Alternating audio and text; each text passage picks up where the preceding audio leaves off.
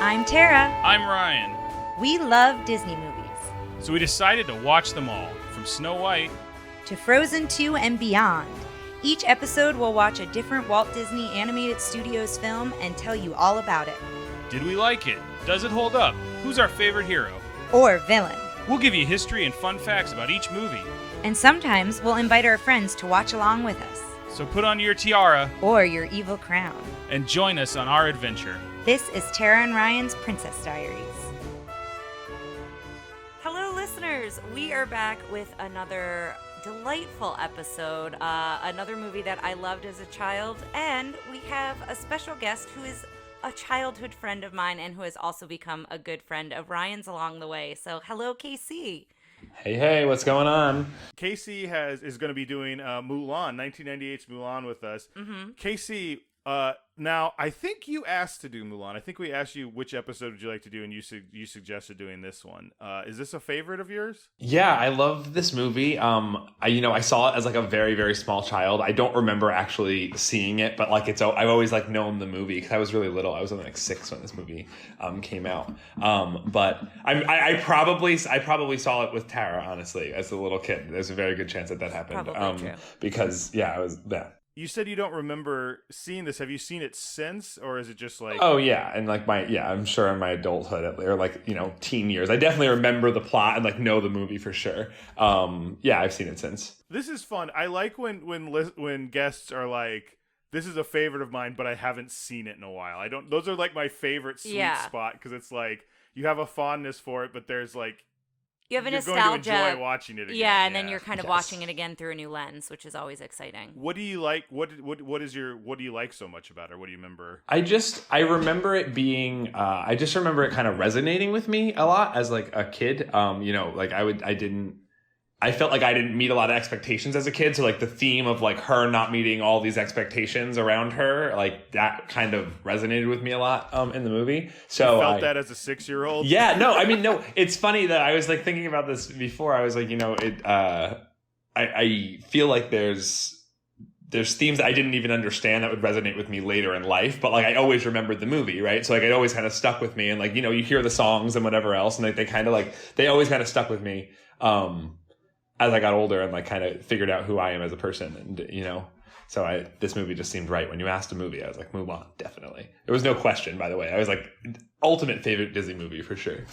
So just to give a little context, because we do talk a lot about your like Disney memories of watching a lot of movies with Jeremy and kind of your core New Jersey group of friends. Yeah.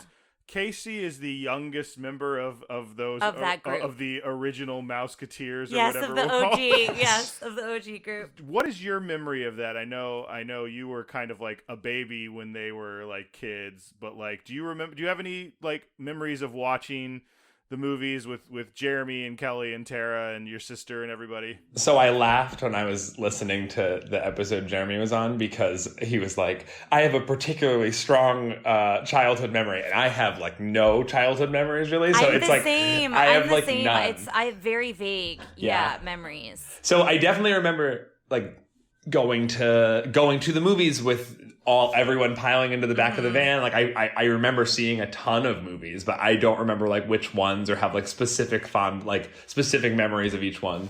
I do remember playing every Disney video game with Jeremy. That was like my favorite thing to do when I was a kid. Hanging out with Jeremy and playing Disney, and Tara and everybody, but I would always want to play Disney video games. The other pilgrimage was always the Freehold Mall.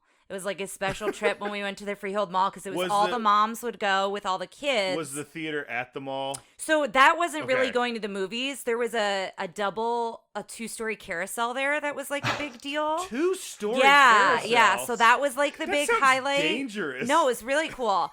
That was the big highlight. And Funasium. Do you remember Funasium? It was like with all those it was like not a jungle gym, but like plastic slides and ball pits and stuff like that. Yeah. Basically, like parents could just drop their kids off. Like a lot of times we would go with our moms, because I remember the Limited, we would always be so bored because they would all try on clothes and we would just like sit on the like plush chairs in the like changing room or whatever. But yeah, we used to go to like Natural Wonders, I think, was a store we always like got excited about, and the food court was always like, And the Disney highlight. store. The Disney And store the was Disney a huge store, yes, highlight to connect it consistently. back How to have Disney. we not talked about the Disney store? I don't know. We That's haven't. insane This is to the first me. time we're mentioning it. Yeah. But yeah, the Disney store obviously was like a number one stop for us. And I have a feeling our moms probably took us there before they went to the Limited. So then like we'd usually have something we could play with or whatever. So we could be a little bit calmer. I feel like to this day, if I'm at a mall and there's a Disney store, I will do a loop. Oh yeah. Like 100%. I don't like. I'm just they're like, oh, closing cool, and a I'll lot. check everything else and then leave. Sadly, they're closing a lot of them. I don't think they're like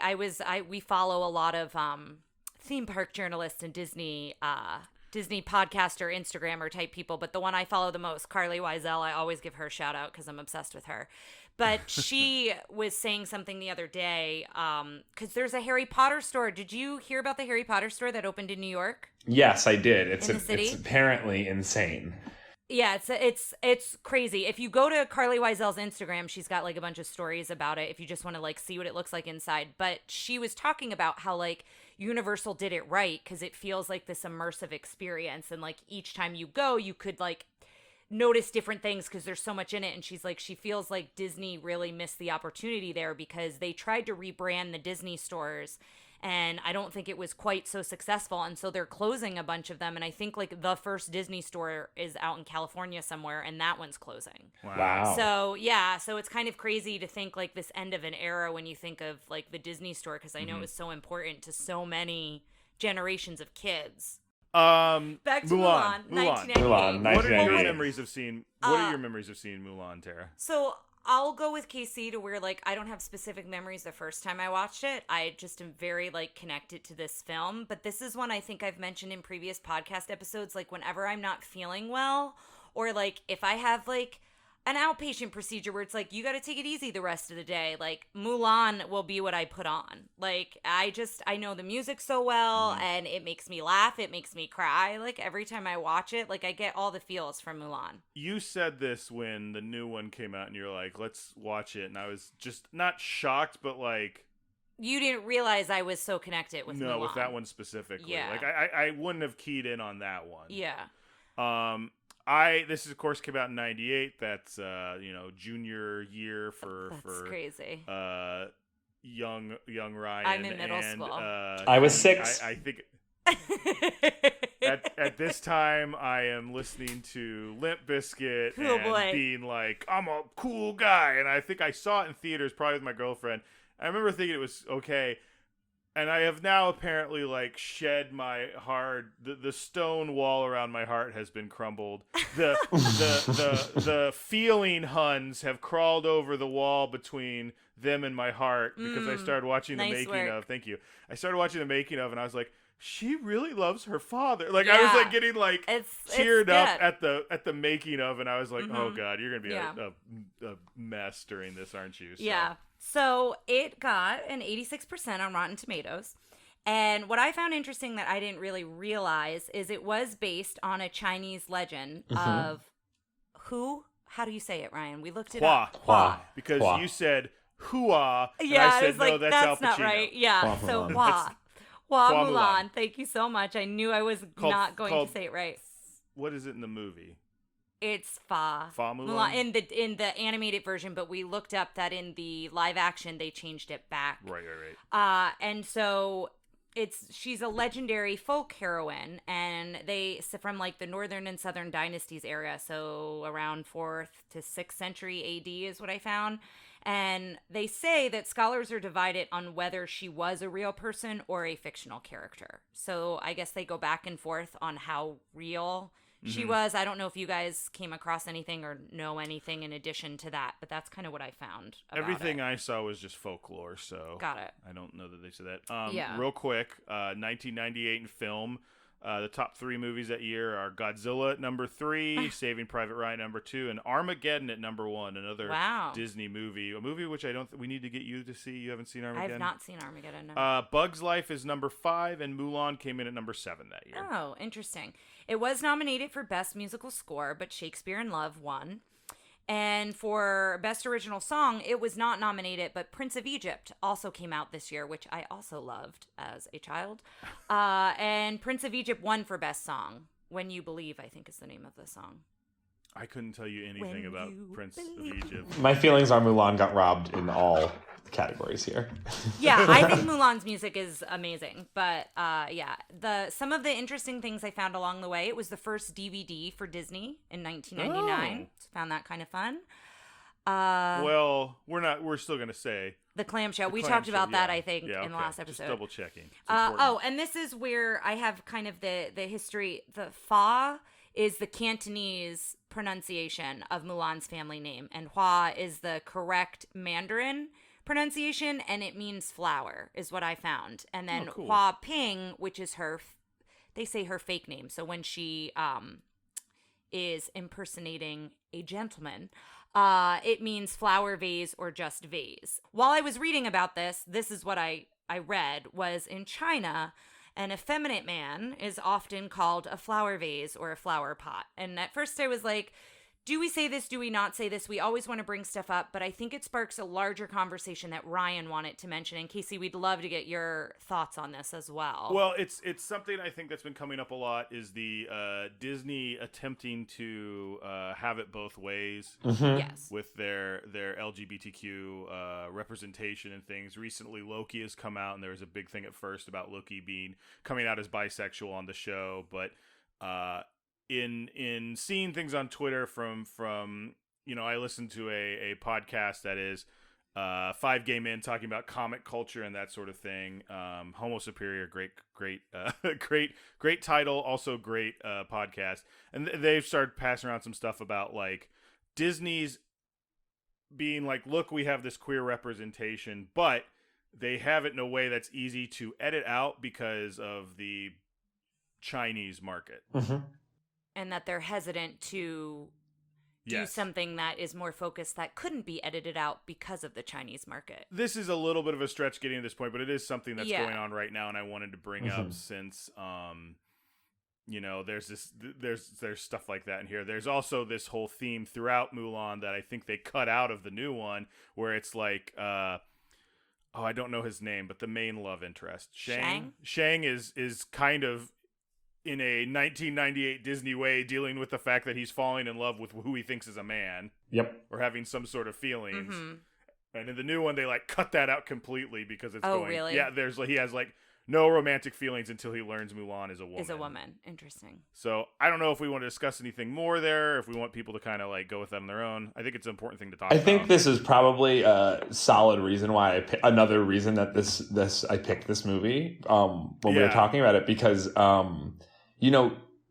it's so interesting because on one hand, Disney gave like a lot of representation. It was 1998, and like there was like a gender fluid person on like a main character, gender fluid main character, and they did it in a way that they could thread the needle, and you can take the lens of looking at it as a gender fluid person, which is like arguably that's what Mulan is, right? And then, or you can just take it as like, you can kind of ignore that and like, oh, she did what she had to do for her family and whatever, and like kind of like just put the whole like queer aspect of it aside. And I think that is, especially at the time, like was, the way that they did like everything, right? Like that's kind of how like that Disney, Disney and all TV was doing that. All mainstream TV was kind of like any way that they were kind of like subtly sneaking things in.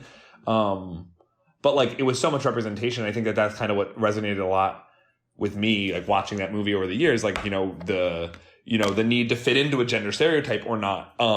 And I think it's interesting though because you wish they could be more explicit about it, right? And you wish you could like see that, right? And then like what is his name? You just said it. Shang. Like he's seemingly bi, right? I mean, like that is like there's definitely an interpretation of him being bi, right? Like, I mean, yeah, and dealing with those feelings, right. Yeah, and I think it is an important conversation. Something else I read, which I found interesting too, kind of off of this, for the majority of the film, we see Mulan dressed as a man, although in the Disney park, she's only ever in her outfit as a woman. Really? That's a bummer. Not only ever, but like, I don't want to say only ever because maybe there's an example of it, but all the merchandise she's in her outfit as a woman, like she's presented her doll prominently as a princess. Yeah, because she's a Disney princess. Yeah. So I would love Disney to like do a walk around character where she is. I think it's important. I think you could have fun with that, where someone's like Mulan, and she'd be like, "Shh, Ping," yeah, or something exactly. like that. Like it could be a really cool thing to do in the parks. And listeners, if maybe it is in the parks, and I'm speaking out of turn, but from what I read, they focused on her. You know, we see her much less in the outfits as a woman versus as a man, and yeah, that's how she's marketed. Also, Shang is voiced by B.D. Wong, who is, I believe, gay. I know he's gay. I don't know if he's bisexual or pan or anything. Yeah. But I know because he has at this time he had a male partner. Now it's 1998, so I don't know how like public knowledge that was. I'm looking at Wikipedia, and it's like looking, with hindsight. The other thing that's so I'm wondering if his performance informed. I'm interested to watch and see if his performance, it's on the page of like, because someone could write that and have it be like, do I like a man? Like they've done it like that way before, and if he kind of took it in a direction that was more exploratory and less comedic or whatever. Yeah. The other thing about B.D. Wong that I read that I found interesting is his career began with Madame Butterfly as a male dressing and trying to pass as a female. So I'm willing to believe they knew he was gay. He might have been out at that time. Yeah, and I would love to believe, I don't know if that's true or not, that maybe that's why they cast. I don't know that they thought that much into it. I don't know that they did. Well, I don't know. I could also see the Disney executives being like, "Hey, let's get him because he's in that movie where the man dresses as a woman. A nice straight Christian fellow, knows all about like." It's funny. Yeah, you could see it go the other way, It's funny, like, you look at all those women in the Liberace, like, documentary who are like, oh, he's so dreamy, and it's like, how do you not know what you're, like, looking at now? I think it's like that. Might be that situation. Well, what's so interesting about it, too, is that, a lot of people get this idea that, like, queerness is, like, new, and it's very much not new, right? Yes. Queerness is very much not new. Both, like, queer people have existed and transformed over the years and taken on different, roles within society, to fit, to get by, right? And now we're in this age that like queerness is like becoming like a little bit more accepted, and we're starting to be able to be out, and like there's so much more like community being able to be formed. But, a lot of people think that like it's only like it's like centered, but really like it's around the whole world throughout history, right? Like you find examples of there was a lot of talk about this like on Instagram during Pride Month about like different like historical examples of queer people, right? And like this, the ballad of Hua Mulan that this story is based on is arguably queer representation. It's a gender fluid person in history that then was picked up and used for this and I think they did a pretty good job with it, picked up and used for this show. But like that is an example of a gender fluid queer person from a long time ago, or even if it is in a, even if it's all folklore, it's still just like it's part of their culture, right? And we think about how all that kind of got chopped away, and that was so long ago. And then you think about how much, queer erasure happened between then and now to get where we are now. Just interesting to think about. Yeah, it is. Yeah. And we mentioned that a little bit on the Little Mermaid episode with Hans Christian Andersen as well, as being another example. I'm editing the Pocahontas episode right now, and we do talk about that too, about the, Puritan Christian erasure of bisexuality, of gender fluidity within that, and it being viewed as primitive, and then being like, well, we need to get rid of that. I have another B.D. Wong fact I want to say right now. Tara is weirdly obsessed with B.D. Wong. I love him. He's in all of the things I love. He's in Law and Order and like all the different ones of all the different versions of Law and Order. He's in Jurassic Park. I did not know he was the voice of Shang until I was a full-grown adult about maybe 2 hours ago, and so now I'm like super excited. So like I feel like my love for B.D. Wong came from Mulan. I just had no idea. It's so it's just funny. Anytime we're watching anything and he pops up, she's like, "Oh, I always get so excited." I love Tara him. doesn't know a lot of actors' names. Like I you're very don't. good at going, oh, I know that guy from somewhere. How Yeah, do I but know I him? don't know But that name. B.D. Wong. Oh, immediately. Yeah. Love Every 'em. time. It's Love 'em, love 'em, hilarious. love 'em. Anyway. I've just got all of my stuff. Sometimes I link them together, but my facts are kind of all over the place. So I'm going to just mention some things and then I guess we'll just go from there. But the opening titles, something to kind of look out for, they were put together by simply putting watercolor on rice paper. So I'm interested to look out for that. Can I jump in with that? Because there's a whole Yeah, big thing I about figured the art you style. had stuff with the art So style. they were having a hard time coming up with it, and they were filling the page with a lot of stuff. And they started looking at not ancient necessarily, but Chinese art, and they actually put all their animators through watercolor classes. Oh, cool. Or tried to teach them watercolors. And they came up with this this term that started to become not just for art, but for the entire, like, kind of the direct... It was... When we work on a project of video games, sometimes we'll come up with like a series of words or a little phrase that it's like you put up and you're like, this is the goal we're going towards and doesn't meet this. And theirs was called poetic simplicity.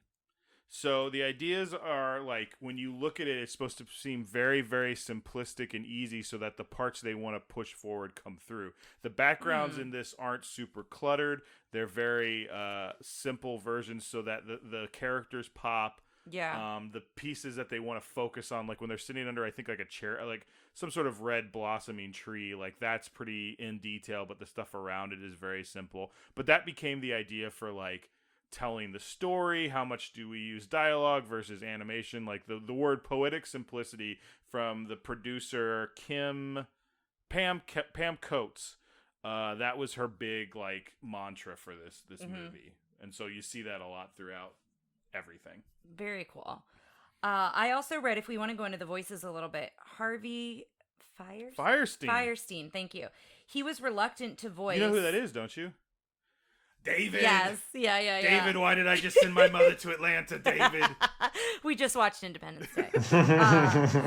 So it is a tradition in the household. But he was reluctant to voice a Chinese character due to strong feelings about giving more opportunities to Asian actors. Good so for him. He 'Cause made I it thought about known, that, and we yeah. always talk about this as far as representation goes in Disney films. But he was assured that many, and this was how they worded it, true Asians were being cast as main characters. So that's why he agreed to play the character. I just didn't like that term. I don't either. I think I get what they're saying, but I'm trying to think of what an untrue Asian is. Yeah, I just wanted to let you know that was how it was worded, not how me, Tara, would say. Yes. But so I found that interesting, and I didn't know if we wanted to go into who some of the other voices were and kind of give some shout outs there to the cast.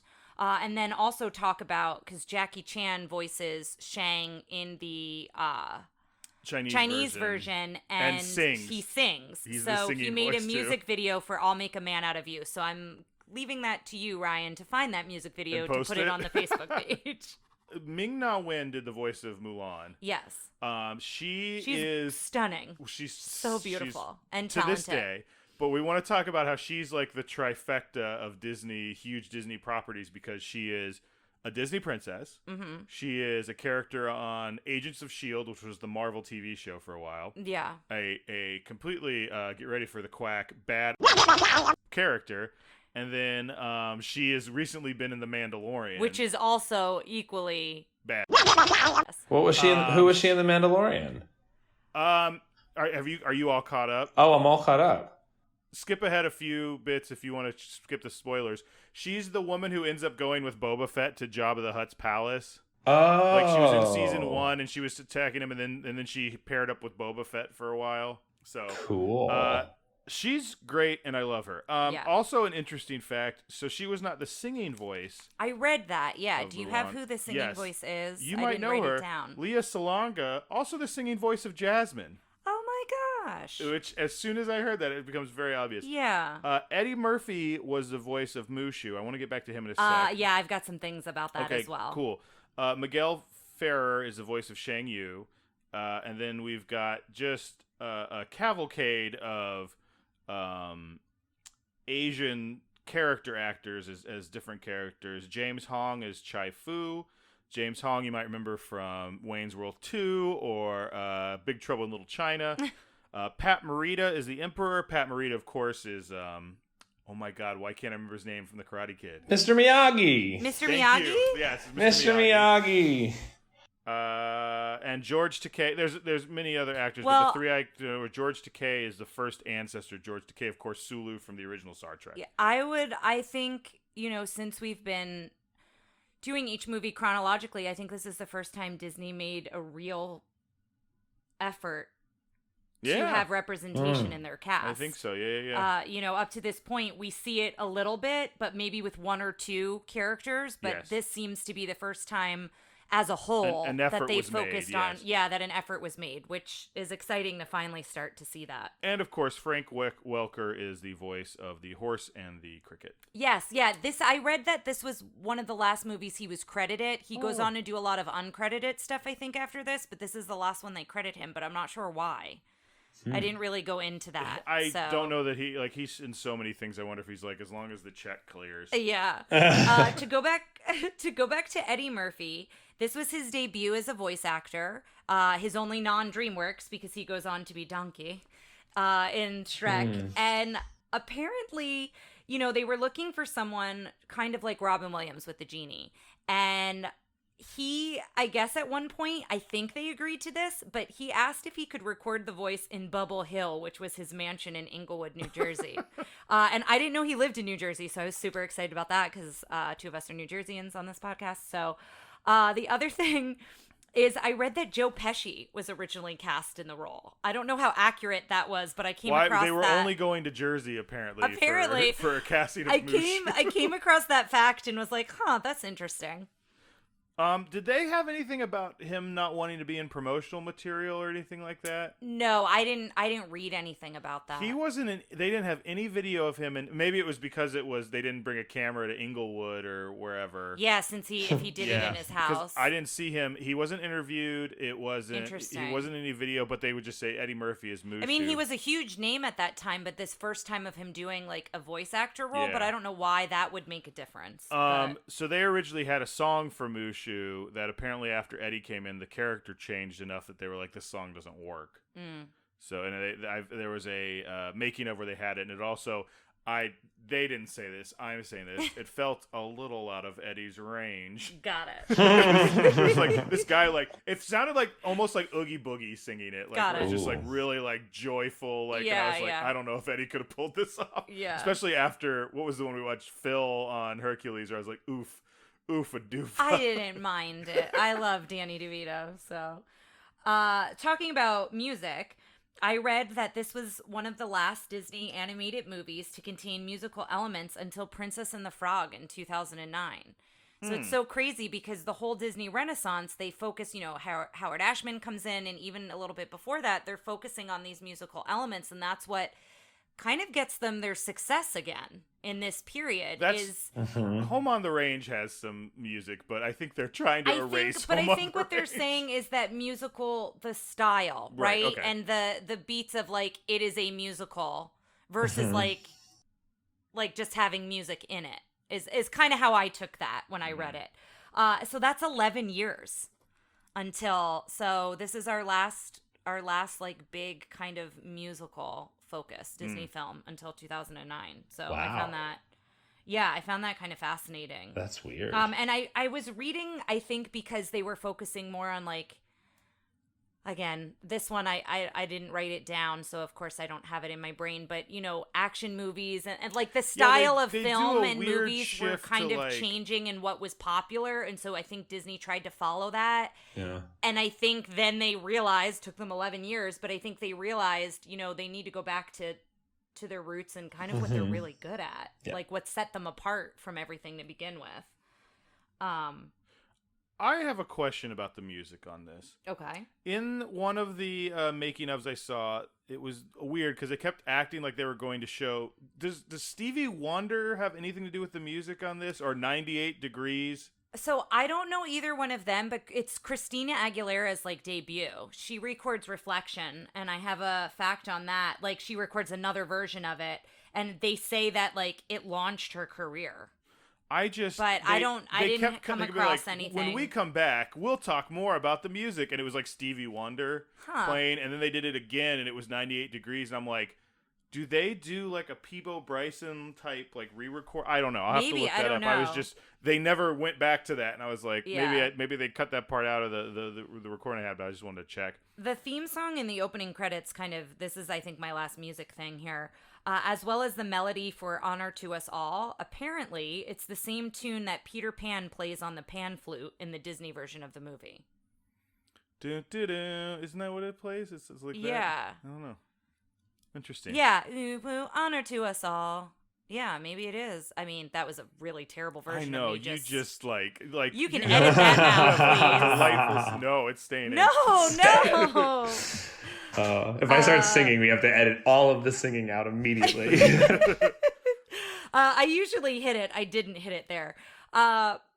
Mulan, I want to see if Ryan or Casey can guess this. I'm saying Ryan just because we've watched the catalog of Disney movies probably more recently than you have.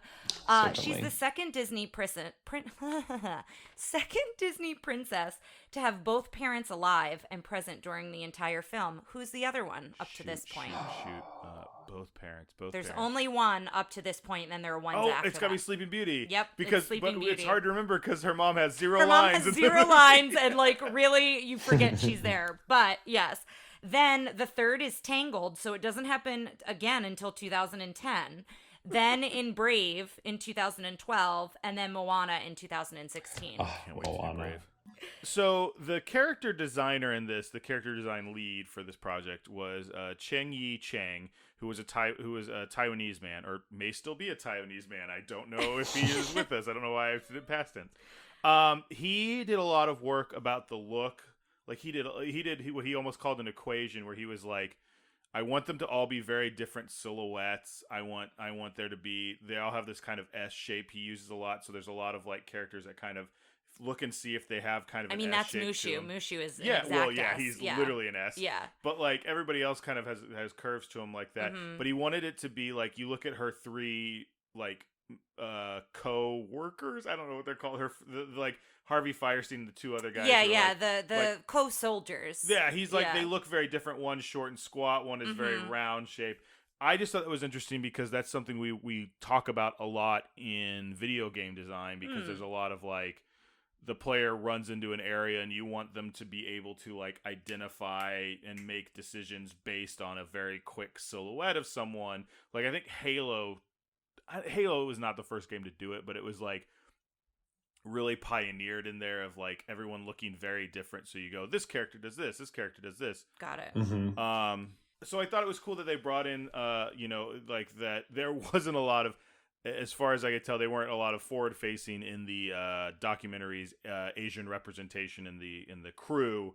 But this guy came forward, and I think that really, like, we talked about in Hunchback how all the Romanis were, except for Esmeralda, were very like stereotypical looking, or like were not meant to be good looking. And this one, I think there's such a wide range in the looks of the Asian characters that you may not have gotten if you'd had just Joe Q white guy running the show. Yeah.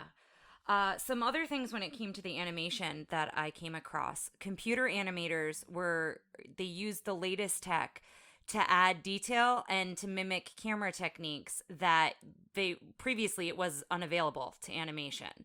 And so some of the examples they give is the crowd scenes where there's like up to 30,000 people in those scenes, as well as they used a computer program, Attila. Am I saying that right? Attilla. I mean, it must be because that's Attila the Hun. Oh, yeah. So that must why, be it. Yeah. So they used, I didn't even put that together when I wrote that down. They used Attila to make the sequence featuring, it's got to be that, the 2,000 Huns on horseback. Yeah. They also used a thing called the faux plane, which was they were taking the multiplane camera from earlier stuff and putting it into a computer. So watch out for that with the parallaxing. So like there's a lot of like, they would draw things and put them on different, because that's what they did with the 3,000 people in front of the Emperor, is they put them all on little slats, and they or like basically like flat planes, and moved them around so that it gave it depth. But then they did a thing in the documentary where they went overhead, and it's just all these like this huge area. When you see it, it's just flat. Yeah. But it feels like it's got so much depth because it really does in the computer. But they did a lot of that, the same thing with the background. So when you're moving through things, it gives that kind of depth. so it's something to look for. Something we haven't, something we saw a lot in Bambi and some of the earlier classics. films. Now they're doing it in kind CGI. of golden age, I feel like, films. Yeah. Also, speaking of that, it took over a year and dozens of people working on the avalanche sequence before it was ready for final production. So I came across this in the villains book that I have. Joseph Gilliard, I don't know if I'm saying his name right, and Garrett Wren, they both worked on this. They switched from CGI to hand-drawn animation, scene to scene, for close-up sequences that involved the horses. So it allowed them to capture every hoof print in the snow. So they were able to kind of go back and forth. Yeah, I thought that was really cool. The other thing I came across was that there were about 700 artists, animators, and technicians who worked on the film total, and that this was only animated in the Florida studio. Yep, I saw that. So I thought that was kind of fun because I don't know that we've come across much that's been done in the Florida studio, have we? Well, not fully. I think fully. Or if we haven't, it's been a while. Yeah. So that means if you were on that studio tour, you could have seen it when you're at MGM Oh, Studios. yeah. That would have been cool. I have like one or two more like kind of interesting, fun things. I don't know if you have anything else you want to cover. B.H. Barry was the martial arts fight advisor. I thought he apparently wanted to talk a lot about deflection and fluidity in their fight. So there's not a lot of like when. Oh, you're giving me a face. I'm confused because I have two different other people as martial artists that You don't have B.H. Barry? No. Sorry, continue your fact and then I'll share mine. It was just he talked a lot about deflection and like moving away from moving away from the punch and then countering or the fluidity in the fight. And he talked a lot about beauty in martial arts. He might not be the only martial arts. He was not. Apparently real life martial artists Mimi Chang and George Key did martial arts fights and choreography for Mulan and Shang. That's interesting. That's what I read. I don't know. Because he was like this old stuffy British man, and I was like, how do you have a martial arts expert in a movie, an Asian movie like this, and you're not hiring an actual Asian martial arts person? But apparently they did. And then they just didn't do it show it in the documentary? Well, here's the other thing. I talked a lot about this documentary. Like, for Pocahontas, they had the actress who played Pocahontas. They have Ming-Na Wen in this a little bit, but the main host is this like game show host.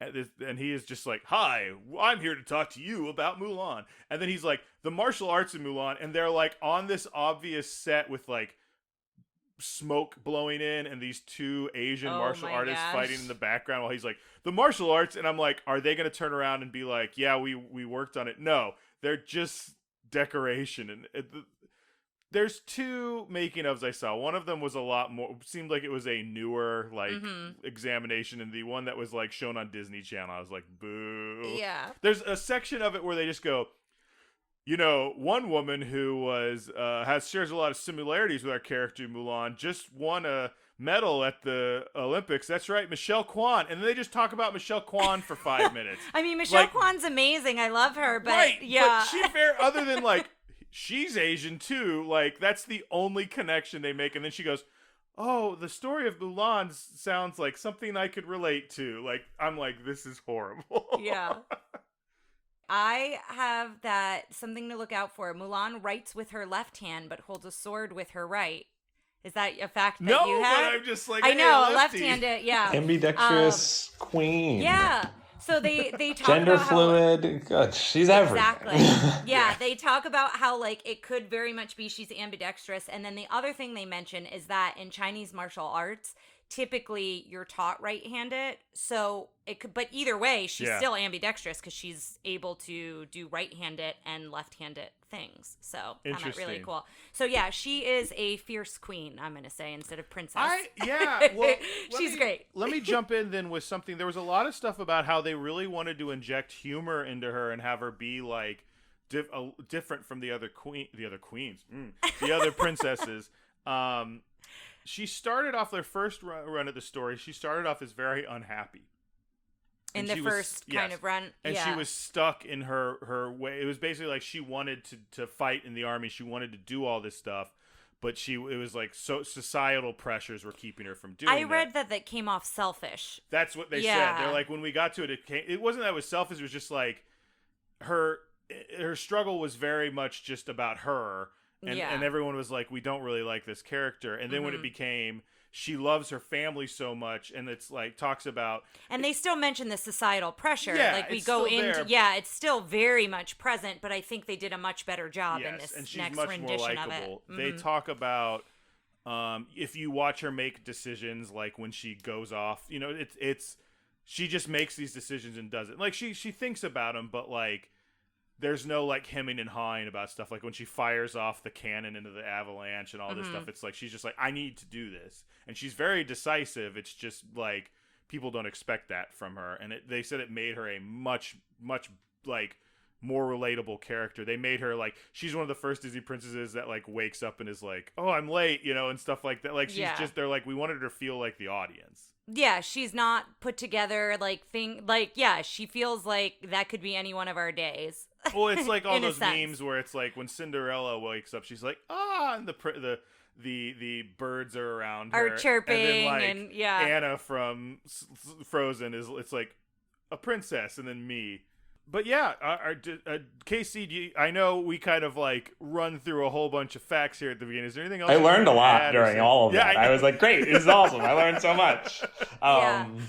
What we were just talking about that I thought was interesting, though, is that like she's a Disney princess, like in the way that they like characterized her and like marketed her in the Disney ecosystem. But to me, I don't necessarily know that I feel like Mulan is a Disney princess. I mean, I get why she falls in the category, but like to me, like there's just like she sets apart so differently from the rest, in my opinion. Like I think she's like in the way that you're saying, like she's not necessarily like the most like put together and like ways, and then also like she kind of like branches out of like what the princesses tend to do, and or I guess not necessarily what the princesses tend to do, but I guess the how they do it. So I don't know. I just think I think in my perspective, like she's very like outside of the princess.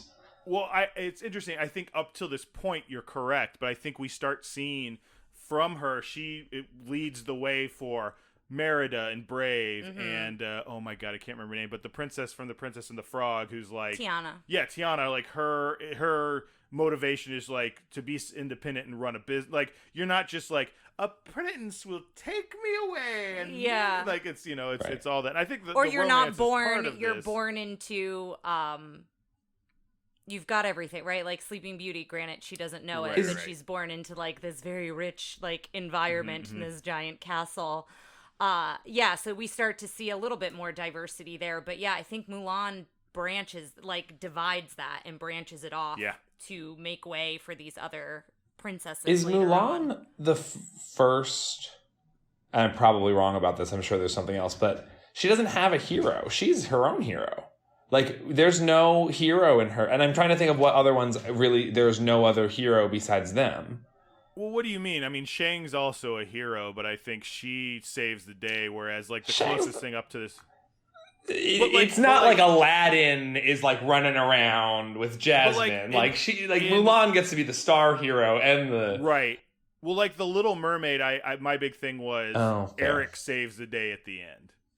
But like, she does. Eric's she has so much it, agency. She has up agency until that up point. until that point. Yeah. Mulan saves the day. I don't know that we have had a princess that like. I have to like look back at the list to remember. But listen, I'm sure. I'm sure. I mean, no, Belle comes up and like says I love you, but she's like kind of sidelined during. But it's also Beauty and the Beast. Listen.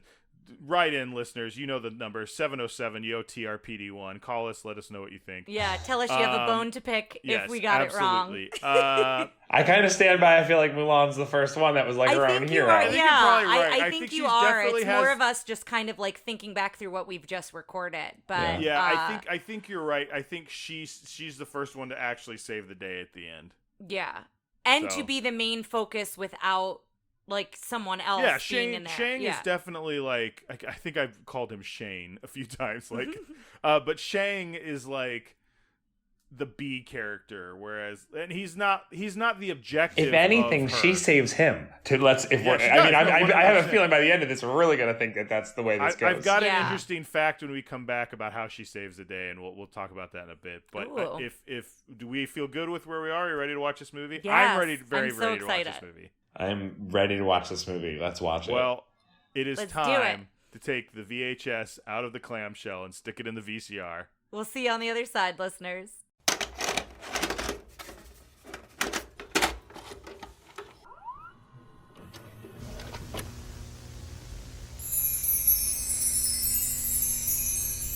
And we are back, and I will say it was just as good as I remember it. Granted, I've seen it probably the most recently out of the three of us, but it was so good. I still laughed. I still cried. I loved it.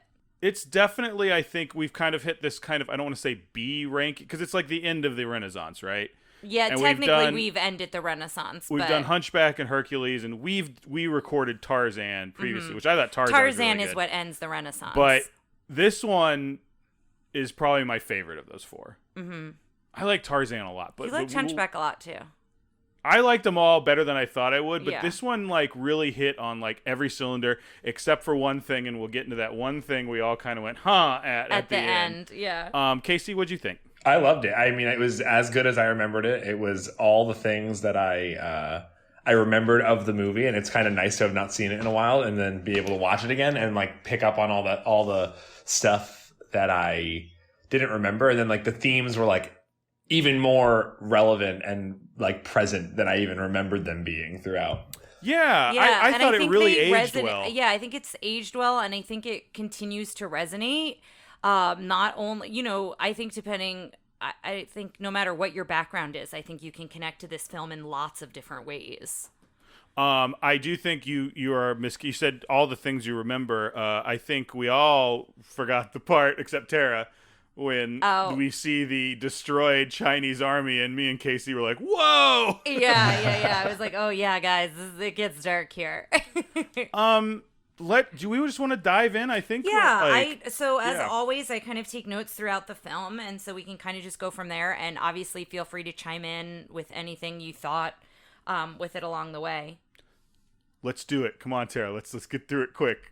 All right. Why are you pressuring me? I'm not pressuring you. I'm trying to get you in the mode of like, come on, let's do this. I wrote down a million things, Tara, so take your time, Tara. Good. I'm glad that someone else took notes, and you can't force perfection, okay? You gotta just let it go its course. So the opening I thought was really simple but really beautiful with the painting on the rice paper, and the title comes pretty quickly. It says Mulan, like it's pretty quick, and we're always kind of catching how they do opening sequences with each one of these films. And it pans over the Great Wall of China, and you see the falcon. You hear the falcon screech. And the falcon has a name. I just can't remember what the falcon's name is. I don't think they say it in the film, but he does have a name. I just don't remember what it is. And you see as the Huns attack. So it's very intense from the start. Like, we get introduced to Shan Yu. I think that's correct. We get introduced to him very quickly. It's the first opening scene of the movie. We see him right away. And something I read about him, he has yellow eyes throughout the whole film, and they focus in on his eyes quite a bit. Apparently, in one rendition of this film, he could communicate with the falcon, so that was why the yellow eyes. The falcon has yellow eyes, he has yellow eyes. So I don't know if it was a thing where, like, he could transform into the falcon, or if he could just, like, the falcon could go scout and he'd communicate with the falcon. I think it was something like that. And they took that out, but they left him with that color. The falcon's name is Hayabusa. Thank you. Hayabusa. Yeah, I don't. No knowledge of that from watching the movie. No, but when I was doing my research, I came across his name. I just couldn't remember it. A foreboding predator with a hatred for China. Did you get the indication that the falcon hated China? No, I feel like the falcon was just like an extension of. I mean, I guess Shan Yu hated China. Feels like a little editorializing. Yeah. But Yeah, a little bit. Yeah. I don't know if this is against the rules of the podcast, but did you see the other Mulan movie, the new live action one? Have you seen that yet? We haven't have yet. not We're yet, going to but do it's an not- episode yeah. of that. Okay. Have you seen it? Yes, and I will say the Falcon is a very big difference in this. The Falcon is like a whole Interesting. character in that movie. like a whole. Isn't it like a witch? Yes, or she like yeah, morphs into like this like beautiful woman, and then she goes back to being a falcon, and she's like a witch situation. Yeah, I had heard all What of were that. your brief thoughts? I mean, without spoilers, just because we haven't seen it, so we don't know a lot of the differences. But did you enjoy it? So I saw that really recently on a flight. Actually, it was like the only movie I could watch on the flight. So I was like, "This is what we're doing." And I liked it. It was disappointing because I loved the cartoon 1998 Mulan that like we all love so much. But it was fine. It was a fine movie. I think. I don't think it really was fantastic though. And it definitely didn't hit. I don't feel like it was as like cohesive of a movie as this was. I know we're going to have a lot to say about that because of a lot of the political stuff. We're avoiding that in this one because I think in the mini tale we're going to have a lot to say.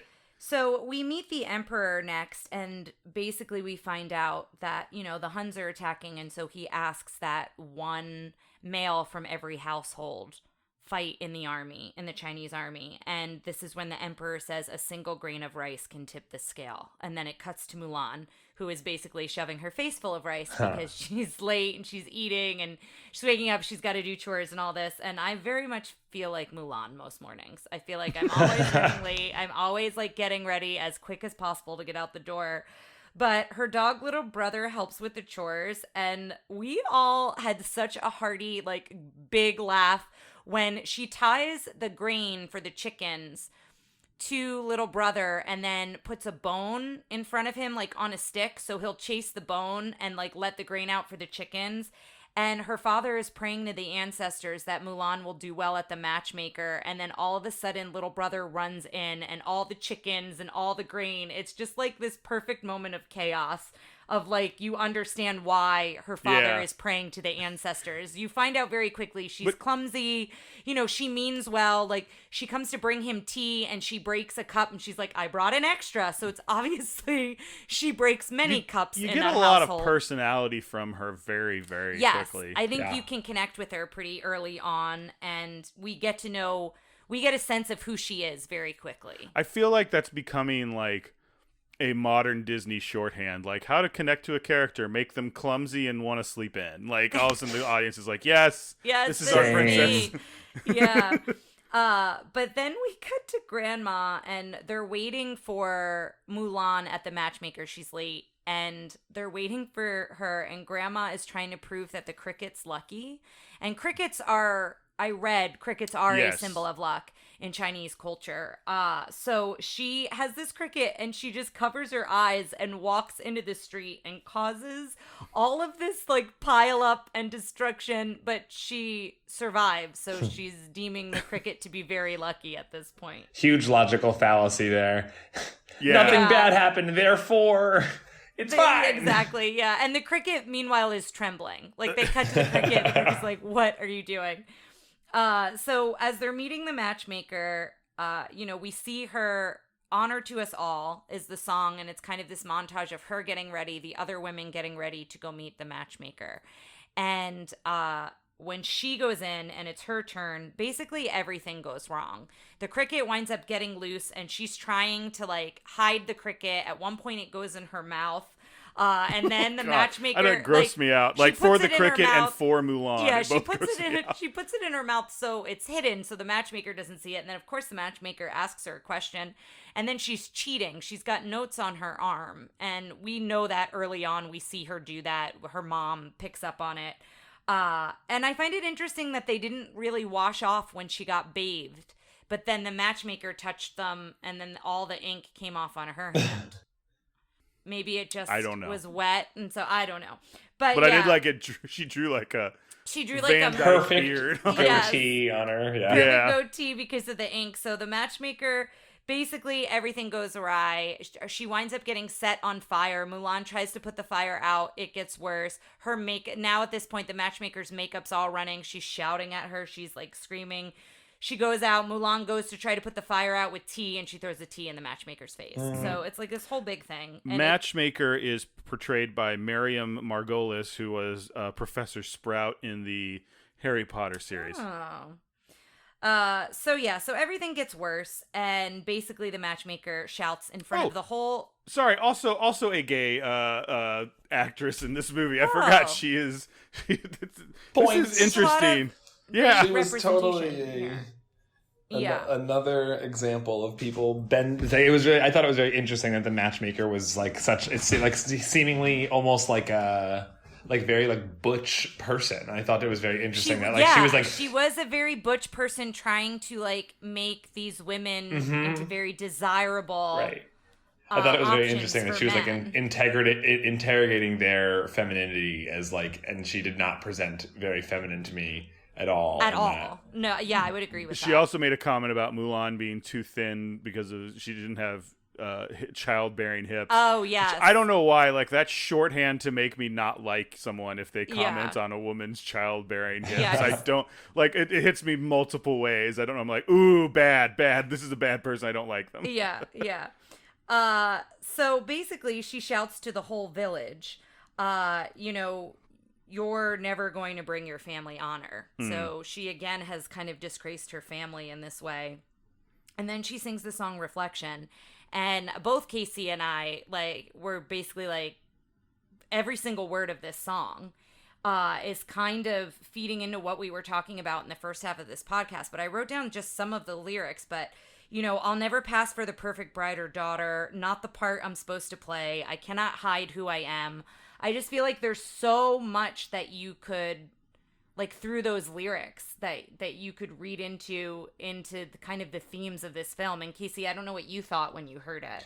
I think that it's interesting because what I kept thinking about is how like the evolution of that theme can be interpreted many different ways, right? On one hand, it could be like a young woman who's not fitting in with the expectations of society around femininity for her. On another hand, it could be like, an allegory to her potentially being trans or, gender fluidity. And there was something that really struck me when she like was looking in the reflection and she wiped off half the makeup and she had like half the makeup off her face and half the makeup on her face. And like, it wasn't like one looked bad and one looked good. It was like they were both like two halves of the same coin kind of. And it was like, it made me think a lot about like the like fluidity of a person, right? Like she can actually exist in both of those roles. And when allowed to, she can thrive in both of those roles. That's how kind of was what I was thinking. Cause I never felt like she was bad at being feminine. I just think she was like klutzy and awkward and wasn't like and I think she felt like she didn't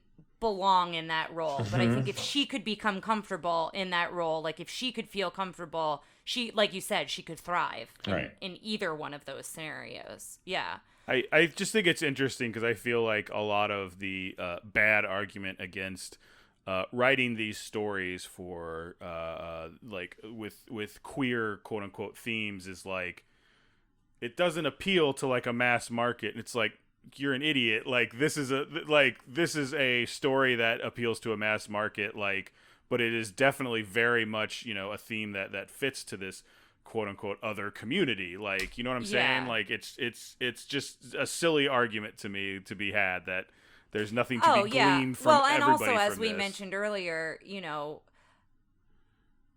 it's not something that's new. It's something that like people have been and exist and have lived, and it's just how much it is more present and visible, right? And I hope I'm saying that the right way. No, I think you're right, and I think that there was a really big like marketability situation here. It was like it's very clear, especially watching it this time, that like the writers and specifically the writers, like there are very explicit references to like her gender fluidity in there that's much more beyond just like, oh, I'm going to put on boy clothes and go fight in the army. Like they made it very like clearly like they were aware of it and they leaned into it very obviously. But what I find interesting is like the marketability of it. They did it so quietly. It was like so like it was never like explicit. There were like a couple little lines in there that were explicit. Like at one point, Mushu said, Miss Mann decided to go take her little drag show on the road. Like that is very like on the nose, like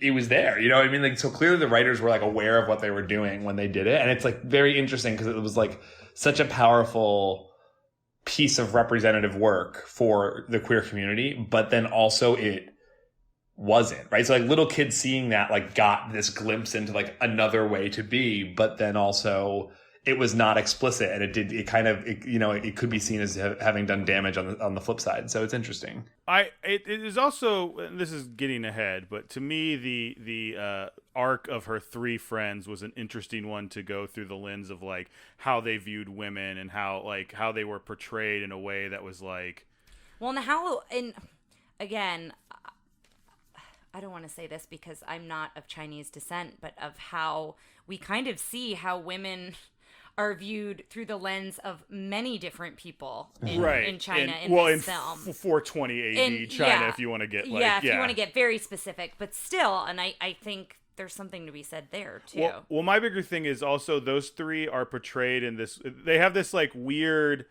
arc of, like, coming in touch with their own, like, feminine side in a way and all this, because they start off and they're like, I'm gonna beat you up, and every time you look at me I'm gonna punch you, and then they're all like hugging bathing together naked, and they're all kind of like there's no like weird like, oh, I don't want to see another naked guy, which, believe me, as someone who had to take showers in gym class in Texas in the 90s, like there's a lot of like, don't look at him, or you know what that means if you like look at another guy in the shower.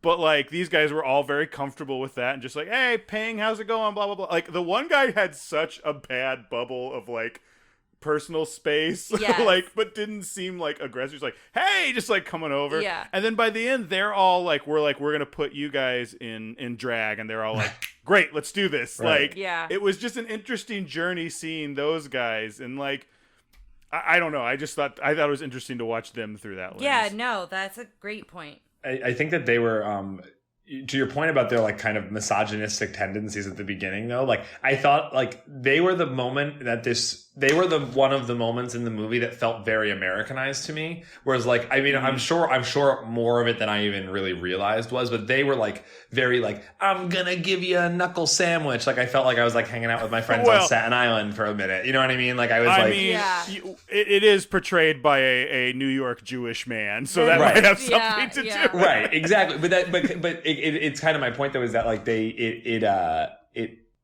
like the misogyny kind of like arcs over all of it, but they were kind of used as a tool to like show people move along in the story. We've jumped off the I'm sorry. Plot, but that's fine. Not sorry at all. I thought that was a very good conversation, but now if you told Matchmaker, that's the last thing we're talking about. Jump back into it here. So we come back to her village, and this is when I can't remember that guy's name, the Council of the Emperor. Yeah, I was thinking. Let me look it up. Something Chi. I think it's James Hong is the name of the. Do you guys know who this guy is? Have either of you seen Wayne's World 2? Might be the most. Well, he's the voice of the goose dad in Kung Fu Panda. Do you remember he's adopted by a goose? I've never seen that movie. What? Kung Fu Panda's great. We need to watch Kung Fu Panda. But he's a very prolific like Asian American character actor. He's in a bazillion things. What is his name in Mulan? I'm looking that up. His name is... Sorry, I just felt like you were like going down the rabbit hole of what he's been in. I like him. He's great. Chi Fu. Chi Fu. Okay. He is in Kung Fu Panda, Big Trouble in Little China, Blade Runner, a version of Batman that I can't... Just his like, it's like... Yeah. And he has been working for so long. He was born in 1929, if it shows you how long. Wow. He's been working since like the 70s or 80s that I know about. Yeah. So Chi Fu comes in and he says, one man from every family must serve. And he starts calling out families and giving them the scrolls that are basically from the emperor. And it's already been kind of told to us that her father is not doing well. She mentions the doctor said you need to drink 3 times a day, and he's got a crutch. So we know something has happened to her father. And so when they call her family name, he gives the crutch to his wife and just stands tall and proud and goes and gets it. Gets the scroll, and he says he's ready to serve. And then Mulan runs out and speaks up. And this is when she's told, hold your tongue in a man's presence. So that's the first of many instances. He sucks. Yeah. I was just going to say, this actor, interesting fact, he played Agent May's father in Agents of S.H.I.E.L.D. Agent May, of course, played by Ming-Na Wen. Oh, that's a fun connection. Anyway. Casey, what were you going to say about him? Yeah, no, I thought he was really interesting to me. Like the moment he hopped up on there, he definitely hit that like villain. Like, although he wasn't like the villain, he definitely like played a role of like kind of like the bad guy or like not the bad guy, but like antagonist to Mulan, right? And I thought it was interesting because he was like very effeminate and like gangly and stuff, and like that's like a whole trope throughout a lot of Disney movies, that like the idea that like villains often take on that like effeminate man like thing, and they take on a lot of like queer tropes. I thought it was the first thing I thought, like watching his like just his like mannerisms, the way he moved, and he was like very like cowardly at times, and like all those things. I was like, huh. Very interesting. Well, and even the way he was dressed, like he was he dressed very well to do, but even more so. Like he has that one outfit with a fur collar. Right. And fur hood and everything. He's also the like, other than Mulan, who's trying to hide her sex from everybody, is he's trying to hide his competence. I don't think he's very competent. I'm saying in the bathing scene, he's the other one who like his bathing suit is high up over his like, he's very nipples. modest. Like, he's very like, ooh, like he looks like he's going to the bath, and they're trying to simulate like what a woman looks like going into the shower or whatever. Right. So there's that. Yeah, good point. So Mulan tries to speak up. He basically is like, you've brought dishonor. Father like calls her out in front of the village, like, you've brought dishonor to us, you need to be quiet. And then Mulan observes her dad taking down his armor, practicing with his sword, and it's clear he can't fight. It's clear that if he goes, he's going to die, because he can't really hold the sword and do what he used to do. And Casey mentioned this at one point, and you do see this throughout. There's a lot of storytelling through silhouettes. Mm-hmm. Like when we see him fall, it's like the silhouette of his shadow. When him and her mother, like the dad and the mom, are talking, and it's clear like the mom is not happy that he's leaving in the morning, like that's done through a silhouette. Even Mushu, when we first meet him, he's trying to be much more imposing in kind of this shadow and this silhouette. I love that too. But they're all at dinner. It's grandma, mom and dad, and Mulan, and no one's speaking. And then finally, again, Mulan speaks up. And this is when she gets into a fight with her father, and he's basically like, you need to know your place, and you need to stop this. Like, this is what's happening. Well, he says, I know my place. Yes. He doesn't like say, know your place. Like, he's not like, yeah, no, I want to make sure he doesn't come off as like, he's not part of the. He's a very caring father to her, but I think at this point he's finally like, you need to figure it out, because like I'm going off to war, and like all of this has happened, and you've brought us dishonor. And, you know, earlier, before Reflection, he talks to her about the blossoms, about how sometimes the blossoms that are late to bloom are the most beautiful of all. So I think he does understand her, but I think at that moment, he's just kind of like, there's a lot going on. There's a thing, though, for parents, right? Like, you think about how parents, you know, there's the expectations of like what your child's supposed to do and how they're supposed to be and all these things, but then you love them anyway, right? And like, I feel like I'm going to just keep going back to this because this is like the whole reason that I really assimilate or feel like something about this movie. But you know, when I came out to my dad, it was a really long period of time that he was fine with it, but it was like what his friends thought and what other people thought and what the expectations were versus like the reality for me, for him, and for him, right? And the relationship for you two versus the relationship that others saw of you two. So it never struck me that the dad in Mulan was like actually cared about Mulan getting matched or actually cared about Mulan doing anything. He just cared about like the way that Mulan was being perceived by society and wanted her to be able to fit in and live a happy life that way. Yeah, and I think the honor piece comes into it, too. Yeah. You know, he can't control if everyone in the village all of a sudden thinks that she's brought dishonor, right? Right. Like, that's something that I feel like he's trying to deal with there, too, for sure. But yeah, I think he's a very caring father. I think he shows that. But at the end, but we'll get to that. We'll get there. Boy. But there's a storm, it's raining. Mulan goes to the ancestors. She kind of lights this incense at the ancestors, and then we see her cut her hair. She steals her father's armor, and at first she scares her horse. Like, her horse doesn't recognize her. So I think that is... Oh, I didn't... That boded Yeah. I well. just thought it was a horse being like. I just horsey. thought they were didn't trying to realize, make like, make the point that like she's convincing. That's exactly I what don't I know. thought too. Yeah, it was that she like even tricked her horse. Like Yeah. So she leaves, and then the grandma like kind of wakes up when the ancestors kind of come awake. Like everything gets like lit in the, I don't know, is it a shrine? Is it a temple? What do you call that? Oh, they talked about this. I think it's a temple. Okay. They talked about how like they saw one of these in China. They did a big trip where they took like 9,000 plus photos and like 24 hours of video footage, and they were there for like 3 weeks, and they found that, and that idea for that came from that trip of having like, they're like, it was a temple, but it also looked like gravestones and that whole like honoring the ancestors. I didn't do a good job of writing everything down, but like I do remember they made a big point of that. That was one thing they did. The other thing was the moon doors apparently were a big thing. Do you know the round doors they went in to go to the garden? Oh yeah. And they talked about the design for that and how those are specifically designed so it's supposed to be like only one person can go in at a time, because it's the idea is to create like reflection, like you're in the garden by yourself. It's to convince you to go in by yourself and have some self-reflection. Like that's part of where the like poetic peacefulness came from that they were talking about. Yeah. So I just thought that was all I think they did a good job with all of that. Yeah.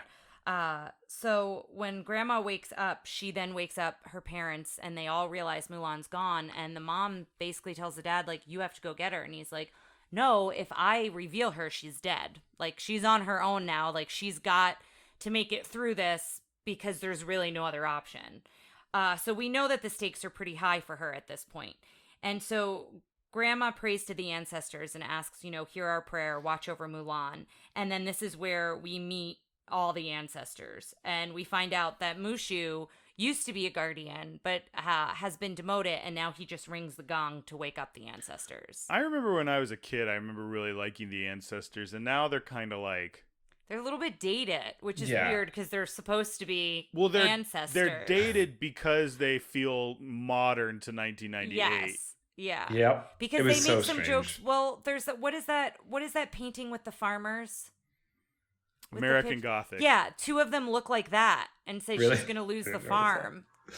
Oh, Like, yeah, so- she's going to lose the farm. Yeah. There were It so just many didn't quotes fit. in that scene that just jarred me. Like everything else so far in the movie, I was like, I remember this. This is all tracking. And Yeah. I did not remember that scene at all. There were a couple of quotes in that scene that I was like, whoa, they were being so, like they were making humor, but they made a couple of things, like they were like, oh, like because she's leaving, and they said traditional values will be disintegrated. Yeah, and they also mentioned about how when they were blaming like who Mulan gets her traits from, they talk about someone's ancestor being a cross-dresser. Yep. No, So they were talking about her. They said, at least my granddaughter isn't a cross-dresser. Oh, I thought They're it referring to was- her because they were first blaming her, and then she was saying it's your direct descendant, and she was. Oh, I thought they were saying another direct descendant. I thought they No, said I think- another direct descendant did. Yeah. That's what I thought they said too. Well, I should have wrote it down. You're both wrong. But and I correct. did, okay. Well, I did write down, though, that apparently this film almost got a PG rating because of that phrase, which is weird and crazy to me. Well, Insane to that's me. just That's just 1998. Or no, that's that's MPAA. That's Oh, okay. Right. That's American Christian standards Got of it. like, let's Yeah. not mention that the term It didn't, cross-dresser. but yeah. Right. But yeah, I agree that there were some lines in there. But the one that I did think was funny is when they said to Mushu, you had your chance to protect someone, and look at what happened to him. And they cut to one of the ancestors, and he's holding his head in his hand. Yeah, thanks like, a lot. Yeah, like that was the one that I thought was kind of funny. That's how a very quick way we find out why Mushu was demoted, essentially. Right. So he's supposed to awaken the great stone dragon, who's going to go, I don't think it's protect Mulan. I think the dragon's supposed to bring her back. Yeah. Right? Yeah, I think that's because he wants to. Mushu eventually wants her to stay in the army because if she comes back as a decorated war hero, he'll get be his in job good back, favor. Yeah, with the ancestors. So he goes to wake up the statue, and essentially he crumbles the statue. He hits it with the gong, and like the ear breaks, and then the whole thing shatters and crumbles. So then he's lifting up the giant stone head, talking to the ancestors like he's the dragon. And so then the cricket winds up meeting up with him, and then they kind of go off to find Mulan. And then it cuts to the Huns attacking and riding. And I wrote the music was really good here. It was instrumental, but I really liked it a lot. The score is by Jerry Goldsmith, who's done a lot of other films, Yeah. like non-Disney films. Well, and it was nominated for the score. It did not win, but it was nominated. It's really good. And they capture 2 messengers, I guess, from the Imperial Army. Or spies. Or spies or something like that. And they basically send a message back to the Emperor through them. And then Shan Yu? I think so. Okay. I keep like second guessing his name. He says, how many 2 of them run off, and he goes, how many men does it take to deliver a message? And this archer like readies his bow and he goes, says 1. And then then it it just cuts to I was expecting so during the dark cut for you to hear like an arrow get loose, but... or somebody dropping, but Yeah. Right. that doesn't happen, which is good, but it's still dark. Then Mushu, this is where he presents like he's this gospel pastor. He like is all his silhouette, make him much bigger. You've got the cricket like trying to do the fire, so he looks like he's this all powerful guardian from the ancestors. And then he reveals himself, and she realizes he's super tiny, and she's kind of shocked that that's who the ancestors sent. But he encourages her to go in and meet the soldiers and tries to get her to act like a man, quote unquote, and is trying to have her mirror what they're doing, like and it's punch like they're them all in like the shoulder, picking slap their them on toes. their butt, and I just want to put out there, I don't know, this was a big thing I think in the 80s and 90s, probably because of football. Don't pat a guy on the butt unless I just don't think don't slap anybody on the butt. Yeah, just like, don't. no matter no who, butt like, pats. No unless butt like slaps. unless you've you had really know talk. that person well. Yeah. I mean, Yes. like you can pat me on the butt anytime you want. I'm talking to KC, of course. Of No, course. I mean, but yeah, so she's trying to fit in, and it's clear she's very nervous. She doesn't really know what to do or what to say, and she's very awkward in this situation as well. And they all start fighting, essentially. Like, what does she do? She offends what's his name?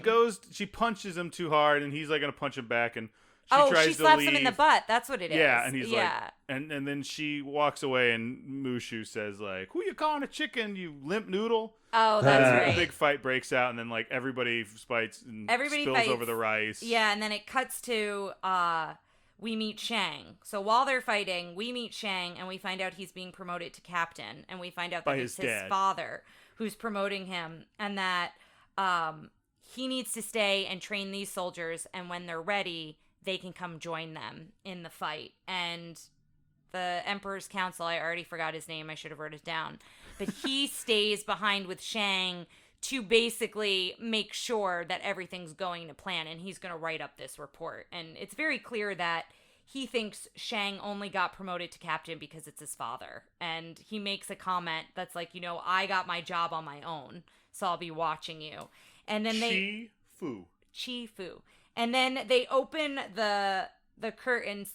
It's not curtains, but they open like their tent. The tent flap. And then they see everyone fighting. The rice is everywhere. And so Shang says, you can have Ping to thank for it. Oh, and that's the other thing when she is trying to think of her name. And Yeah. She had no can't plan. Think of anything. How did she not have a plan for that part? I know. Like, what were you going to write name. down? I thought the same thing. And then she tries to spit. Oh, That scene too, Oh, when that she scene tries was to spit, bad. but it doesn't work. Ugh. But he's basically like, thanks to Ping, you can all pick up every single grain of rice, and then we start training in the morning. So from that moment, no one likes her. Like, no one is happy that Ping is around, and they make things difficult for her in this whole training montage. And even her tent, she's set up away from everybody else. Like, she's not included with everybody. And so, which is probably fine if you're trying to hide the fact that you're a woman. also, Yeah, I it's guess convenient. that is true. Convenient. Yeah. But I love the pep talk that Mushu gives her that next morning. He's very, like, motherly. He's got his apron on, and he's, like, making sure she eats, and, like, is giving her this whole pep talk. And then they realize that the troops have just left, and she's running late, so... But like, where did they leave? They just went like down. I know, they didn't go weird. It far. wasn't that serious, but Yeah. they were getting started. I think that whole like sequence from like when like she gets in the fight and then everything was like, it felt very like it felt very like relatable, I think, to a lot of people, because like it was like you're going into a new space and you don't know how to show up in that space and you're trying to figure it out. And then I thought like Mushu was like a really great guide along the way, although he's like so clunky about it the whole way through. Like it was really like he was like funny because he was like guiding her, figuring out like how she like they're going to show up in that space, and it was just very interesting. I thought it was very, very fun. I think it was relatable. Oh, go ahead. I was just going to say, I like how you're describing it, show up in that space. I think that's like such an accurate way to describe that. And I feel like we all can relate to that in some way. You know, you show up somewhere new and you almost are trying to be a version of someone you're not because you just want to fit in with whoever's there, right? I have a potentially, I don't think it's a hot take, but it may be a warm to the touch take. And that is? I didn't care for Mushu. Really? Yeah, I didn't. The whole time I just wanted him to be Donkey. Oh. Like, I love Eddie Murphy's voice, but like, it felt like seeing how well he did Donkey, like, to me it felt like this was a B. Well, this was before Donkey, right? But so, but that's what I'm saying. He felt restrained in this in a way, and he was kind of. I think they did a good job. He wasn't as like anachronistic as I think he could have been. The end scene, you know, was something. But like, I don't know. Like, I remember when in the new one there's no Mushu, and people were like, "How could you take out Mushu?" And I'm like, Mushu feels like the first thing you should cut from this movie. Like, he felt very out of place, and I thought the writing for him wasn't. I thought Eddie Murphy did a great job, but I didn't think that like his character really like. I didn't really think he brought that much to it. You know what I'm saying? Like, I think honestly my favorite part about him was just that he was like a little bit of a guide to her on like how to be masculine at the beginning, but then otherwise like I didn't really think that there was much of he didn't bring that much to it. I very much hear what you're saying, and I'm wondering if it's because like I just really liked him as a kid, and so like that nostalgia just kind of like hung around. I do like his relationship with the cricket. He's not bad. Yes. Yeah, but I understand what you're saying, and I think the way that the genies incorporate it, they do a much better job. Yes. So I can see that. I see because what you mean with that. She does spend so much of the time like trying to hide Mushu that like he doesn't feel a part of the story. Like, I don't know. It was no, I see that not as well incorporated as some of the others. And I wonder if that's because he recorded in his mansion and didn't go. That might be part of it. Yeah. Studio to record. Who knows? She gets there. She's running late. They all kind of notice that she shows up late. And Shang shoots that arrow to the top of that pole, I guess. And he's basically like, you have to get the arrow. Why was that pole there? Yep. Yeah, I don't know. But he's like, you have to get the arrow, and you have to do it with weights. And one weight is discipline, and one is strength. And you need both to reach the arrow. And he tries, is it Zhao? Yao, who tries to go first, and he goes, and I'll do it with my shirt on. Yeah, I like that. He takes his shirt off, and like Ping / Mulan is like really like, oh, and then I just love that Yao was like, and we were all like, woo, for the we all were like, ooh. Yeah, it was like, okay. He was he's well drawn. He was well drawn. He was well drawn. Yeah. So then it cuts into Make a Man Out of You. So it's the whole montage. I love this song. But it's such a good song. And so it's this whole montage of them training. And again, this whole montage, you see that like they're making it even harder for Ping. They're making it even harder for her because they are not happy with kind of how she showed up at the camp. So this is happening throughout the whole thing. And eventually, Shang sends her home. He says, pack up your stuff. You're through.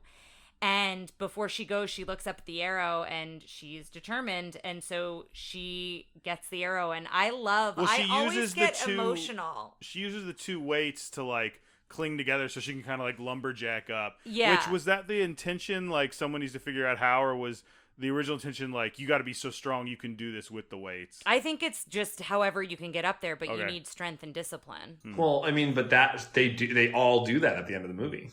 Yeah, they all use that move at the end of the movie. Mm-hmm. So it comes back into play, and it's a very emotional moment, and it's also when she then gets all the soldiers on her side. It's just like everybody is cheering for her. Shang is like really surprised and impressed with her as well. And then it cuts to the Huns, and this is when they talk about how they're going to cut through the pass because it's the shortest way to get to the Emperor. And even though they know that the Imperial army's there, they're just going to kind of barrel through them. So we kind of know their plan. And then it cuts back to Mulan, and this is where she's taking a bath. And she's basically like, just because I look like a man doesn't mean I have to smell like a man. And she just wants to bathe and be clean. And this is when they all go skinny dipping. Mushu's supposed to stand watch, and they all come running in. And then they officially introduce themselves. So it's Ling, Chin Po, and Zhao, I think. Yao. Yeah. And then Yao's King of the Rock when he stands up and she's trying to look away as he's like loud and proud standing on top of that rock completely naked. And I just, like you said, we talked about this sequence earlier, but I actually like how they did this sequence. I think it could have gone a lot of different ways. What was the large, bald, round one's name? Chin Po? Chin Po, yeah. Or Chang Po. I'm not it's sure. Chin. I think it's Chin. Yeah. G.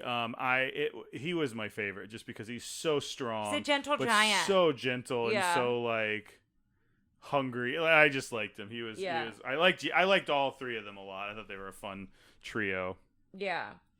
So, Mulan winds up getting away from all of them because Mushu bites one of them on the butt, and then they think he's a snake. So then they're all like on this rock huddling together, not to go swimming because of the snake, and Mulan gets away, and this is where she overhears Chifu. Yes. Where she overhears Chifu. I'm so sorry we're having such a hard time. I'm so sorry. I just can't. This one's not sticking in my brain. It's not just you. I'm always like. But she overhears him talking to Shang, and he's basically berating him. He's like, you're not going anywhere. Like, you're not taking this army anywhere. And he's like, they've passed all the tests. Like, they're ready. We should be going. And this is when Mushu gets this plan because, again, he wants Mulan to come back a decorated war hero. And he's like, we've got to get her to war. And him and the cricket start typing an urgent message. Typing. He's jumping to create on the ink, but Chinese it's making characters. the typing sound. And so I love when they impersonate a soldier. It's Mushu and cricket. That's probably the funniest part on a panda. But like the cricket is like holding the thing and moving it, so it looks like his mouth is moving. And it's so stuffed ridiculous. with hay or straw. And he's like, "You never seen a black and white before?" Referring to the panda, because I guess. And then as they climb up the tree, the whole scarecrow like flops over. It was a funny moment. But that's how they kind of get to war, essentially, how they get into battle. And then the song A Girl Worth Fighting For comes in when they're all just like hiking this long trip. They're kind of daydreaming about weird. Harvey Firestein cannot sing. Like he is the worst Disney singer. It sounded, because I don't think they could get someone to mimic that voice, but oh boy. But yeah, so it's them just daydreaming on what their ideals are for the kind of woman that they want to impress after they've been at war. And at one point, Mulan Ping says, well, how about a girl who's got brains and always speaks her mind? And they're all like, nah. And then there's that scene where the women who are in like the rice paddy field who like kind of swoon over them. Oh, right, that was like, I don't know. I get what they were going for. I didn't love that scene. Like, I don't know what your feelings were on the song or the scene. It's another thing the I song would cut. was so weird. The song was so bizarre to me. I don't remember that song feeling so weird to me, but then the whole time I was like, this seems out of place. It didn't bother me that much, but it also like it was just meh. But I will say at the end where all of a sudden it cuts to the destroyed village. Yeah, and that's like what I have. Hard cut. Yeah, it's a hard cut. It stops them in their tracks, literally, because the song just like has a hard cut, and they see this burnt village, and I wrote jarring. Like we all felt. I knew it was coming. You guys didn't. I don't think remembered it at all. And it is very jarring, and so Shang is just so confused because he's like, my father should have been here. Like, I don't understand how this happened. And then they look over this hill of snow, and all of the Imperial army is in the snow and has died. And they bring Shang his father's helmet. Yeah, they bring the general's helmet, and it's clear that his father's not survived. And the only one to comfort him is Ping. Like, nobody else. And I think, again, that's showing I don't think that should be a feminine versus a masculine trait, comforting someone. But you know what I mean? I feel like none of the men really know what to say. Like, they bring him his helmet and then they don't really know what to do. And she just goes right up to Shang and just says, I'm sorry, which I just think that's a really important moment. I don't know if you guys felt the same way or not. It felt like it was another one of the steps along the way that they were the two of them clearly, like, and intentionally by the writers, were building an emotional connection to each other, like, throughout all of it. And it was a very, like, on the nose moment of that, which was so interesting to watch. Like, you could see it, like, the way they drew his face was, like, very, like, reactionary and, like, curious and, like, didn't know how to respond to the fact that, like, he felt something hearing Ping say, like, he's sorry. Yeah, and just, like, comforting him in that moment, essentially. So then they realize that they're the only hope for the Emperor, so they need to move out, and they need to go after the Huns. And so while that's happening and they're trying to sneak up on them, Mushu accidentally shoots off the firework. And we never really find out why. I guess he's just, like, being dumb in there. And shoots it off, and it gives away their position. And so Shang is, like, really annoyed, and everyone's really annoyed at Ping. But there's not much time for it, because then all the Huns start firing fire arrows, essentially, down at them. And so they're like, we have to save the cannons. And so it's this whole scene of them trying to save the cannons. Mulan, Ping trying to get her horse free from the, what is that? Like the cart, I guess, of the cannons. And so they wind up firing all the cannons at the Huns, and they want to save the last one. And they think they've made some progress, and then all of a sudden, at the top of the hill, I thought that was so impressively done. When all the Huns come running down the hill. I mean, it's really a mountain more than it's a hill, but it was, like, really intense and really overwhelming, and you see that there's thousands of them, and very dramatic. And so Shang is basically like, if we die with honor. Like, there's, like, 10 of us. There's so many of them. My feelings were like, he was like, well, there was no time even spent to think of a plan or think logically. Yeah. And then Ping's like, well, wait a second here. Like, maybe not just die. Like, maybe we could try something else. Exactly, Do you remember that scene in Last Jedi where Finn's gonna, like, storm the cannon and I forgot her name in the movie. Rose. And Rose just, like, side swipes him, is like, you don't have to kill yourself. Like, that doesn't have to be the default. That's what I felt like here. Like, and I think that's what they're trained. You know what I mean? I don't think it's always necessary training. It's a culture of, like, I have to be the hero. I guess the man, that's true. Blah, blah, yeah, blah, blah, no, but, that is true.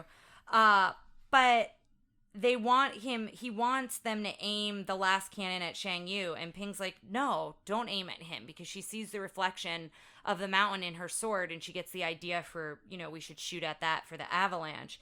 And so she steals the cannon to shoot, and they're all very confused at what's happening. And the Falcon stops her from lighting it, and then she uses Mushu to light the cannon. And she saves Shang several times in this film. Mm-hmm. Yes. And the first time is as the snow is coming down. That whole avalanche scene, that whole avalanche scene is just, like, them riding down is really cool, but, like, when she's riding through the avalanche, it's basically on Khan a wave and of saving them. snow, essentially. Yeah, and then she saves Shang again because she sees he's about to go over the cliff. Yes. In this moment. And yeah, that whole scene was, I think, really well done and really intense. And then the rest of the army winds up saving them with a rope and an arrow. And there's kind of a comedic bit where they shoot the arrow and they're like, and then we'll save them by grabbing the rope. And the rope, like, goes through Yao's hands. Mm-hmm. And then he's so upset that he, like, let everybody down, and then the rope just falls back into his hand, which I guess is that, like, leading us to believe that the cricket is lucky. No, like, Mulan shot it back to him. Mulan picked up the bow and arrow and shot the arrow back, and it landed in his hands. I've never seen anyone by the way, shoot an arrow so it just goes land. Like, right, it's fine. Should have gone through in his hand. Yeah. Mulan saved everyone in that thing. He saved Shang, there it is, sorry. Saved Shang like 4 times and then saved herself. And I was like, who's the hero here? Mulan's literally she saves everything. Everyone. She saves everyone over and over and over again. Yeah, and we find out that Shang Yu has injured her. and we kind of see it when it happens, but you don't really know how bad she's hurt. And then after everything, she kind of touches her hand to her side, and it's like bled through her armor. And so Shang talks to the doctor, and this is when you realize the doctor's like, hey, she's a woman. Hey, just real quick, so you know. something I noticed. Yeah. And where did that doctor come from, by the way? I don't know. They said he'll get help, but I don't know where he came from. Where did he come I don't from? know what direction. Yeah, I don't know where they went. To go Like they were in help. the mid. They were on a mountain, and like I didn't understand. Except maybe like he was a part of their camp, but wasn't like with them. Like was maybe like I don't know. Yeah, I'm not sure. But as she's revealed to be a woman, you know, she tries to explain, I did it for my father. It was the only way, like, you'd understand. And at this point, he said, Ping, you have my trust. After she does the avalanche. Then he finds out she's a woman. And she's, like, on the ground. And he goes to get his sword. And she, like, in that moment, has readied herself to die. She, like, closes her eyes, puts her head down. And you think he might behead her. And the Emperor's council is like, it's the way. He doesn't say it's the way. Chifu says... Bless you. Well, that joke's made. The Achu joke is made. Oh, right, yeah. But he basically says, like, this is the way she, you know, but I just think it's such an intense moment because she is very much prepared to die in that moment. And he throws the sword at the ground and says, a life for a life. A debt has been repaid. And then they all just leave her in the snow. Which Casey, was... You made her... I'm sorry. Yeah. I was so mad. I was like, a life for a life. Bro, she saved you like 4 times. You owe her 4 more lives, bro. Yeah, Well, and plus you made... all those other people she Exactly. saved. Like, Casey was like, she killed like 70% of the Hun's army. Right. Or more. Spoiler, at the end of the movie, there's 7 Huns. Like, that's Yeah. like it left. Yeah, Right. so, yeah, and... I just thought it was interesting because like the way that he framed it, and this again is probably like a military cultural thing, but like it was as if like she had to die, so he spared her life. But like reality is like he chose not to kill her, Yeah. and like Exactly. then he's like a life for a life, and that just like rubbed me the wrong way because I was like, well, wait a second, like she actually prevented your death. Like you're just choosing not to kill her. Like there's a little different. Yeah, but it's not the same. Yeah. it didn't feel the And- same to me. So she's by herself with Mushu and Cricket and her horse, and she just is very down on herself. You know, she's trying to do things right. She wanted to prove to her family that she could do it right, that she could look in the mirror and see someone worthwhile. Like she actually says that. And she just like doesn't feel like she's worthy. And this is when Casey and I were like, both like, you just killed that whole army single-handedly with an avalanche. Like, but she doesn't see it yet, you know, and they all left her. So I get that. But at that point, it's kind of just a very like moment where everybody is very honest with one another because Mushu then comes clean and is like, I'm also a failure. I'm also pretending to be something I'm not. This is what was going on with me. The Cricket apparently comes clean that he's not a lucky Cricket. And so, yeah, so they all kind of come clean with one another. And I like when Mushu's like, we started this together, we'll finish this together. So they're very much like, you know, we'll get back home. It's not going to be good. It's really going to be bad when we have to come clean to everybody, but we'll do it and we'll go from there. And as that's happening, we hear the Falcon and we see the Falcon flying and the Falcon finds Shin Yu. And then we see that not only does he survive, but like a handful of the army survives. And Mulan hears that they've survived and she sees it. And so then that's when they head off. Instead of going home, they're going to go to, where do you think they were? If that's where the Emperor is that? I don't know what the capital of China in 2080 is. Yeah. So. But they basically go the other way to try to like warn everybody. So everybody's there at the celebration because they think they've defeated the Hun army. She's trying to warn everyone, but nobody, like Shang, everybody is like not talking to her, not looking at her. No one believes her. She's like, you trusted Ping. Why is Mulan any different? And I thought that line was like a really, I don't know, that line hit me. I don't know if that line hit you guys at all, but like that idea that like you trusted me when I was a man, but not when I was a woman. Yeah, no, I agree with that. I also thought Shang was being incredibly petty. Yes, I agree. I always think of this. I've talked about this recently, but I will always remember when we watched Poltergeist and I asked you what you thought about it. You said, I really like it. And I go, why? And you go, because they believed the woman. They believe the woman, and especially the mom. Like, for moment one, they don't think the mom's crazy because stuff is moving around in the house. Yes, they think, well, we got to figure out what this is, and they may not believe it's a ghost. Yeah, the dad immediately believes but her. the dad's immediately like, okay, something's up. Like, and Right. Tara said that, and I think of that all the time. Anytime I watch a movie, they don't trope. go, don't believe the times. crazy woman who ends up Yeah. being right and typically doesn't get thanked at the end. Mm-hmm. And Mulan's not crazy here at all, but yes.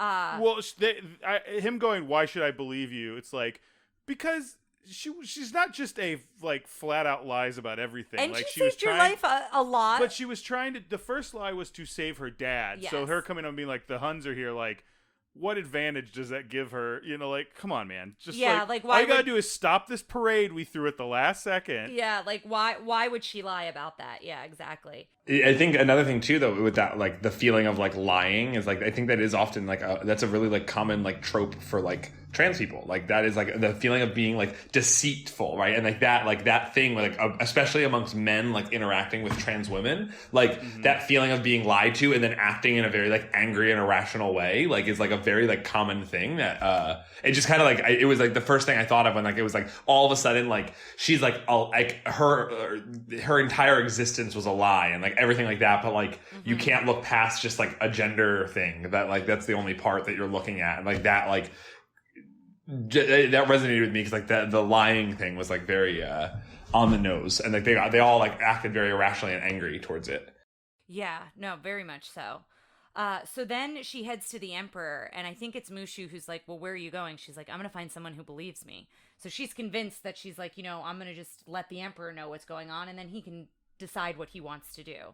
And so as this is all happening, Shang is presenting the sword of Shen Yu to the Emperor. And then this is where Ryan asks, are they all in the dragon? Because that dragon's looking really ominous and creepy. The dragon from the parade like followed Shang all the way up behind the Emperor, and I'm like, there's no reason that part of the parade should be on the steps to the Imperial Palace like that.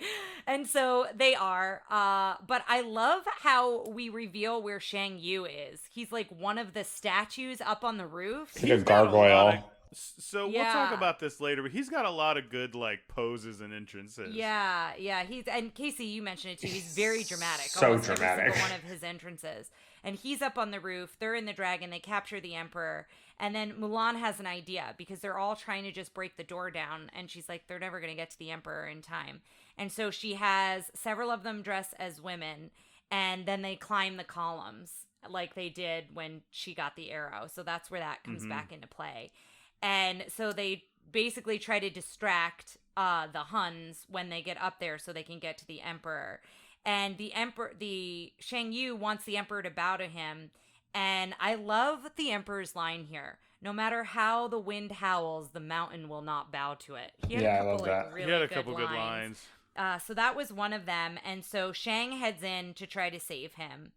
And then Mulan comes in. So Shang and Shan Yu, I had to interpret my own note.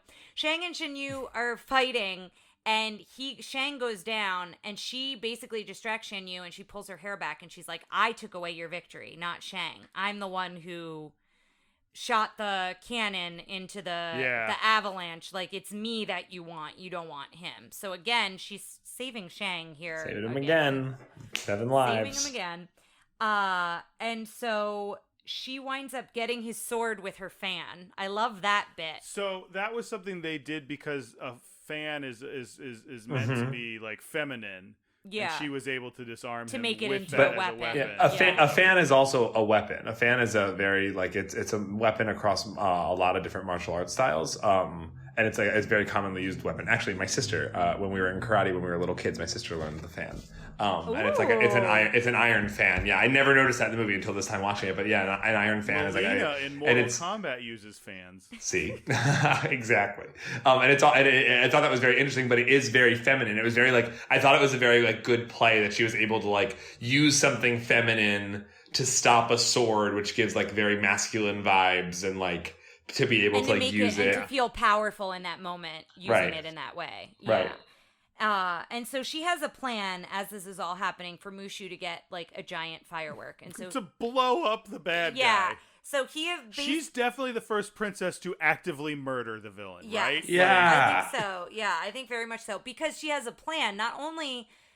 The plan isn't just for him to hit the firework into Shang Yu. It's for the firework to push Shang Yu into all the other fireworks. Oh, yeah. So That it's was a like a serious whole plan. thing. And so, yeah. And then his ashes rain down on the people below, On all and they're the like, people below. "Yay, fireworks!" But they all cheer for her in that moment. Like, they're all cheering for her. And then the Emperor's Council. Ugh, get that I creature still out of out can't. of here. Yeah, What's I he say? still can't remember his name. But yeah, he calls her a creature. I hated that line. And Shang then tries to explain to the Emperor, what happened. And then the Emperor just says to Mulan, "I've heard a great deal about you." And he lists all the things that we've just watched happen.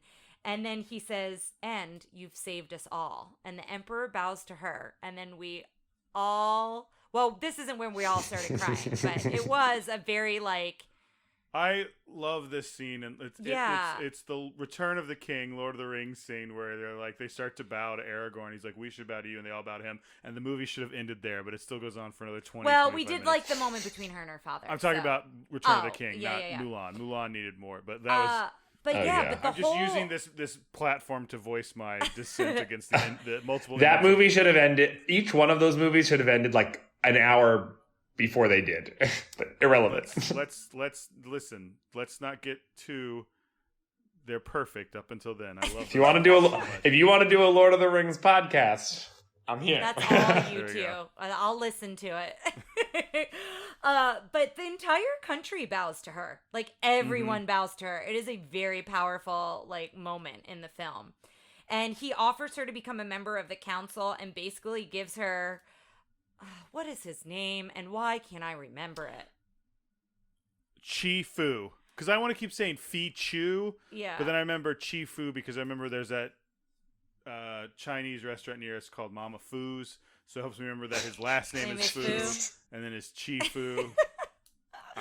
So Every I time. was working on. basically gives Sorry. her Chi Fu's job, and she turns it down. She's like, I've been away from home long enough. But he gives her the crest of the Emperor. He gives her the sword of Shen Yu for her family.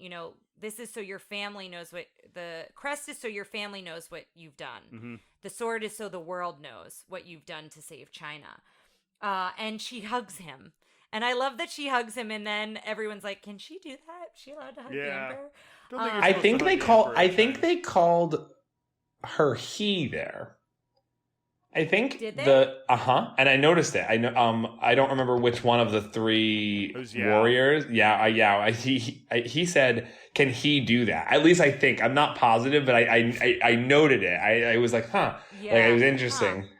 But yeah, I just love that whole moment of her hug, because we see her through the whole movie. She does not do things the traditional way you're supposed to do things. So I like, even when she thanks the Emperor, it's like out of emotion for that.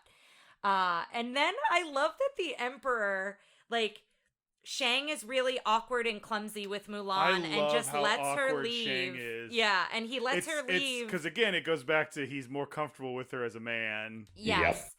And he lets her leave, and then the Emperor's like, "It's not every dynasty you find a woman like that. What are you doing? Go after her. You need to not be here." And so then we see the father in the blossoms in the garden, and Mulan greets him, and we all bawled our eyes out. And that's where the movie should have ended. With Shang, coming to see the family. Yeah. And then Because that's I where love it the should have ended. grandma being like, he's like, "Can I stay for dinner?" And she's like, "Can you stay Stay forever?" forever? She's Yeah, super sign me into up for the Shang. next war. But the father basically throws all the gifts that she brought back, and he's like, "The greatest gift is having you as a daughter." That was Yes. the line. I was basically bawling. Yes. And we just loved how awkward Shang even was when he comes in. Mulan is the one who invites him to dinner. Mhm. And then that's where the movie should have ended. Us just seeing them, enjoying dinner together, in a silhouette. That would have been kind of cool. You know what? That's where the movie ends. We don't have to talk about any more of the movie if we don't want to. We I mean, can talk about it if you want. Pretend it didn't I happen. mean, Mushu's... here's the thing. Mushu gets promoted to a guardian again. I think it's kind of fun that we see that now he's in good graces with the ancestors, but then the rest of it was just weird. It's So like there's a weird. Stevie Wonder 98 Degrees song. So we did There's find confetti. that connection. Once again, the ancestors are like, They're partying. oh, what a party! You know, like but they're it gets dancing real... like it's the 90s, so it's just a So weird confusing. moment. It feels like the end of a lesser Studios animated movie, Yes, I would agree with that. in my opinion. Yeah. I'm sorry. I hope no offense to other studios out there. I don't know. Or anyone who enjoyed that scene Yes. from the movie. All right, Casey, here's where we go over our questions we have at the end. How was the princess? This is an easy one. Sometimes we have to establish who the princess is because it's not a traditional princess movie. But of course, the princess in this case is Mulan. And Is Shang? Is Shang? No, It's well, Shang. I mean, Shang's at least the damsel in distress, I would argue. Well, I would no, argue no, he's no. the damsel.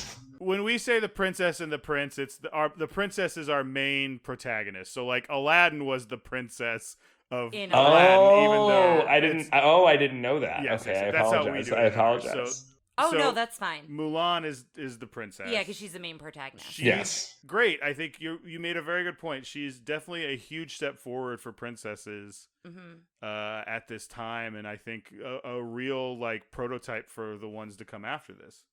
Yeah, I think we've gushed on her throughout the whole thing, but Mhm. Casey, I don't know if you have any additional thoughts about her, but yeah, I loved her. I thought she was fantastic. I thought that she created a new lane for princesses. It's a real good way of putting it.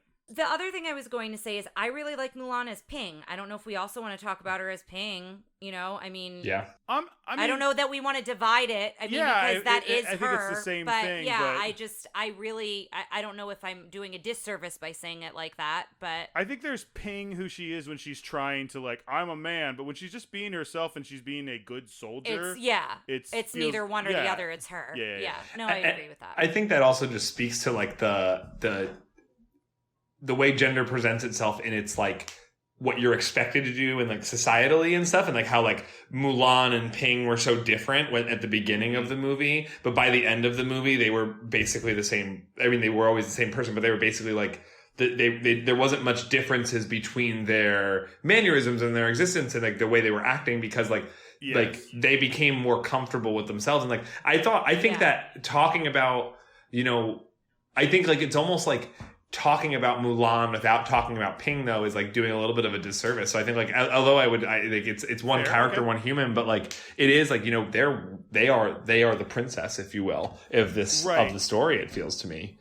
I think you make a really good point though of like Ping starts off as like a character she's created, and she keeps like she keeps putting up like, oh, I was just punching this guy and I'm gonna spit now, and then like that Ping presents less and less as that, and Yeah. more Right. and more of, And even at the end, you know, she's so much more comfortable in her skin that like she's not putting her hair up when she goes into that parade, right? Yeah. She's not like dressing like Ping again. She's just like she's comfortable as her. yes. Right. Yeah. How were the sidekicks and henchmen? Well, you guys seem to make it clear you didn't like Mushu. Now, I knew this was going to come back. And look, it's totally fine. I'm not It's fine. obsessed with Mushu. I think I My maybe second thought favorite- he was a little funnier than you guys did, and that's He's- totally fine. He's my second favorite Eddie Murphy animated character. Fair by enough. a I fair understand long that. shot. I liked the cricket a lot. I think the cricket Cricket could be I liked a lot, Cricket too. I liked a lot. Her I thought horse. Cricket I liked. the horse. I was gonna say that the horse had a lot of personality. Yeah, for a and her horse has a name, and I can't remember what the horse's Khan. name is. Khan. Mhm. The henchman. I mean, Didn't seem really like they didn't have characters really. yeah, Well- I think really the only one who did was that archer, but he was just like really scary. I Like, like he that Barely they were really. all also competent warriors, and it wasn't like here are my three bumbling like doofus henchmen. It was. Yeah. It didn't give them a That's lot true. of character, but I thought that was a neat touch. In Yeah. in the pantheon of henchmen, there's that. But I did like the Falcon. I thought was very menacing, despite Mhm. not having. Yeah. Like being anthropomorphic, and despite being ridden like a horse as a naked chicken at the end. I think Oh my up until gosh! that point. Yeah, we didn't talk about that Hilarious. when Missed Mushu that. burns all the feathers off of. What was y'all's favorite musical number? I think I'm gonna make a man out of you. Yeah, because yeah. I sing that song when I hear this movie. So. Although I thought I wasn't gonna like you'll bring honor to to us all. to us all. I didn't think I was gonna like that, and I liked it because it sounds a little. I think they were playing like a weird synthesized version of it in the making of I was listening to. Oh yeah, no, I like that one, and I do really like Reflection a lot. I think That's what I was gonna say. I connect to that one more now because I really listen to the words. I don't think I ever really, as a kid, I don't know that I was paying as much attention to those specific lyrics and how they could resonate. I think it's an important song. In that way, I like the way that they used the music in the movie that was really the moments that they really did kind of like push. They pushed in the places that the writers in this movie were pushing at like some like queer themes in there. That was the music for the most part, right? Like Reflection was a huge like it was very on the nose, like you said before. Like every line of that you can like analyze and really think about from a perspective of like gender fluidity. And then same with like I'll make a man out of you, like that whole like idea of like masculinity and gender and all those things. Like that was really like those were the moments. And also the other one that I thought was really weird. The one dreaming about it. Girl worth fighting for. That one. The other one. It was also like it was another. Those were the moments that they really like pushed the gender identity and the like stuff that the writers were clearly like aware of, and that was like the moments that I really like because like I was wondering before this whether or not it was like I interpreted more of it myself as like because like it fit things that like helped me, like made sense to me, and like I took the movie and like fit it to like my own narrative or my own life. But watching it now, I'm like, no, that was on the nose. That was very explicit and intentional, like everywhere along the way. Here's my thing with that is it's there's a lot of problems with creativity by committee. But I think Disney does it well, and when you do stuff like that, and you get enough, because it's like part of the reason that a lot of villains are queer coded is because they were drawn by like the greatest queer coded villains were drawn by a gay man. Right. There were a lot of gay actors and like you said, probably writers and stuff throughout this that were able to get that across, whether it was.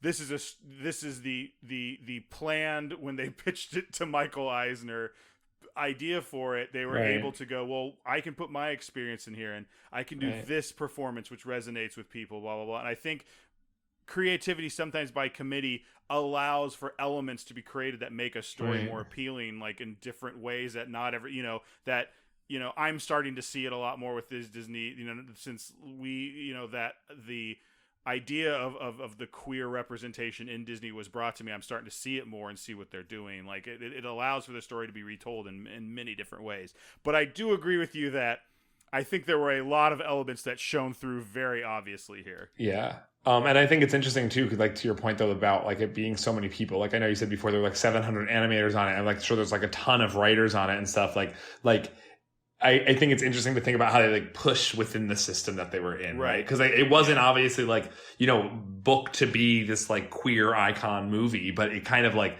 became that, and like you wonder where like those people that were like on the ground and that like being able to push, like what I mean? Like I think about like the 6 queer teachers at my school, and like we get to like kind of push in certain spaces, you know what I mean? And like that kind of thing. So it's very interesting to see how that like plays out into the movie and like that becomes actually within the movie and then you can see it. Yeah, that's the importance of representation at every level of creative aspect and in the creation process. I'm in a very white cis male dominated industry, and all the time it's like I'm always pushing for I want more experiences because I'm finding that my experience is in everyone's experience, and I want to, want to make sure all that. I feel like you're always pushing for more inclusion and more voices to be heard that are usually ignored. And again, I do it for very selfish reasons because I want to hear more stories I don't know. That's what I always say in creativity. I don't understand. I never understand when white men on the internet are like, this is not how I want the story. I'm like, but this is so much more interesting than the story you want to tell, which is a story I've heard over and over and over and over again. Yeah. The obvious reason is to inclusion, but my little personal non-altruistic reason is because I want to hear other stories I haven't heard before. And experiences and that sort of thing. So here we go with the how did it hold up, which I'm going to say I thought it held up pretty dang well from like a, first of all, female character agency. Yes. I don't think we have to go into it. We talked. This whole movie's about female character agency. Saves everyone. Drinking and smoking wasn't. I don't think really there was any of either one of those really. Ethnic representation. This is the one we talked about. We've talked a lot about all white casts and all white this, and this is one that feels like a really good step in the right direction of representing the people, like the characters you're creating. Yeah, and I'd love to hear, if we have any listeners out there as far as like some of the traditions that they mention in here. It sounds like when it came to the gardens and things like that, they were very what is cognizant the right word? Yeah. On the choices that they were making, but I'd love to hear if there's more of that's in there that maybe we as, Western like white people maybe didn't pick up on. I know you don't want people to know you're white, Terry. I just never know. Like, I always start describing myself, and then I'm just like, I always like kind of get tripped up on. But yes, I'm just a white lady from the U.S. You're not just a white lady. You're a wonderful white lady. Well, thank you. But yeah, I'd love to know that, because we feel like it was appropriate, but I'd love to know if there were examples where maybe it wasn't, or maybe it was. We didn't really do a ton of research from that point of view, so I always like to mention. And especially for its time as like a worldwide, or I guess worldwide. I don't know. It was definitely introduced a lot of, and Disney's has worldwide reach. Yes. For its time, it was the making of that's like all the different language they put it into and how they tried to make it representative in a way, because they knew it was like at least going to go to China. That's a lot of like extra thought made into the characters and how they physically interacted, so that could be told regardless of what language it was in. Right, and I mean that's a huge thing, because I don't feel like going back there's really much examples of that, of like Chinese like protagonists and things like that in like mainstream. I can't think of many, so it seems like a really big breakthrough, especially for Disney. Guns and firearms, they shoot. There's some kind of intense moments, like the whole dead army. There's the burnt village. Yeah, they do blow up the guy that got lots of firework cannons that are used as weapons. The guy who got shot at the beginning of the movie too, when they were like, "How many people do we need to deliver a message?" That was violent. I was even though we don't see it, it's still it's a very intense moment. But I gotta say, I feel like it's pretty good for a kid. Like I don't. For us, it feels like it's got one of those things where I'm wondering if a kid would key in on as much as we did as adults. Yeah, for sure. Agreed. So now, gang, I'm gonna clue KC here in on how to do our villain ranking, because when we come back, he's going to be an expert. So we'll be right back. So we're back. Casey is now a absolute master in the ranking system. So let's go for Shan Yu in Mulan. First off, frightening. I think he ranks pretty high in frightening. I don't think I'd give him a full 5. I don't know why. Like, he just didn't scare me as much as some other people have, but I think he's pretty high up there. So I thinking maybe a 4. Okay. What do you think? I think I'm gonna give him a 5. Okay, because that's fine. He sends that one guy to his death. And he burns the whole village down. He like has that little, he's like, we have to give the doll back to the little girl. And then when they go to the village, Mulan finds the doll, and it's very clear that little girl is not alive anymore. I don't know. I understand why you're not rating him high. That to me, it didn't frighten me, but it gave me go away heat. So that'll go into go away heat. Yeah, I just think he is terrorizing the entire country. Like, the entire country is scared of him. So I'm giving him a 5. Again, there's not a right or wrong answer. I'm just explaining my answer. Yeah. Okay, what do you think, Casey? I think that I am going to give him a 4 on frightening, but I think it's only because he didn't do as much to be frightening at a level of a 5. Like, I feel like he wasn't as present. Like, he would like pop up and go away. Like it was almost more like the thought of him, or his like omnipresence was what was frightening, right? Like the fact that we knew the army existed and we knew the scary guy was coming and all that stuff. Like, that was what was frightening about him. But I didn't think like his lines and his interactions were super frightening. But then there were those moments like Tara mentioned, like the doll. The doll was like pretty creepy, or like when like how many people may have talked me into a 4. Ooh. I think you've talked me into a 4 because when you said like he kept popping back up, I will say that I feel like they kept having to remind us he existed.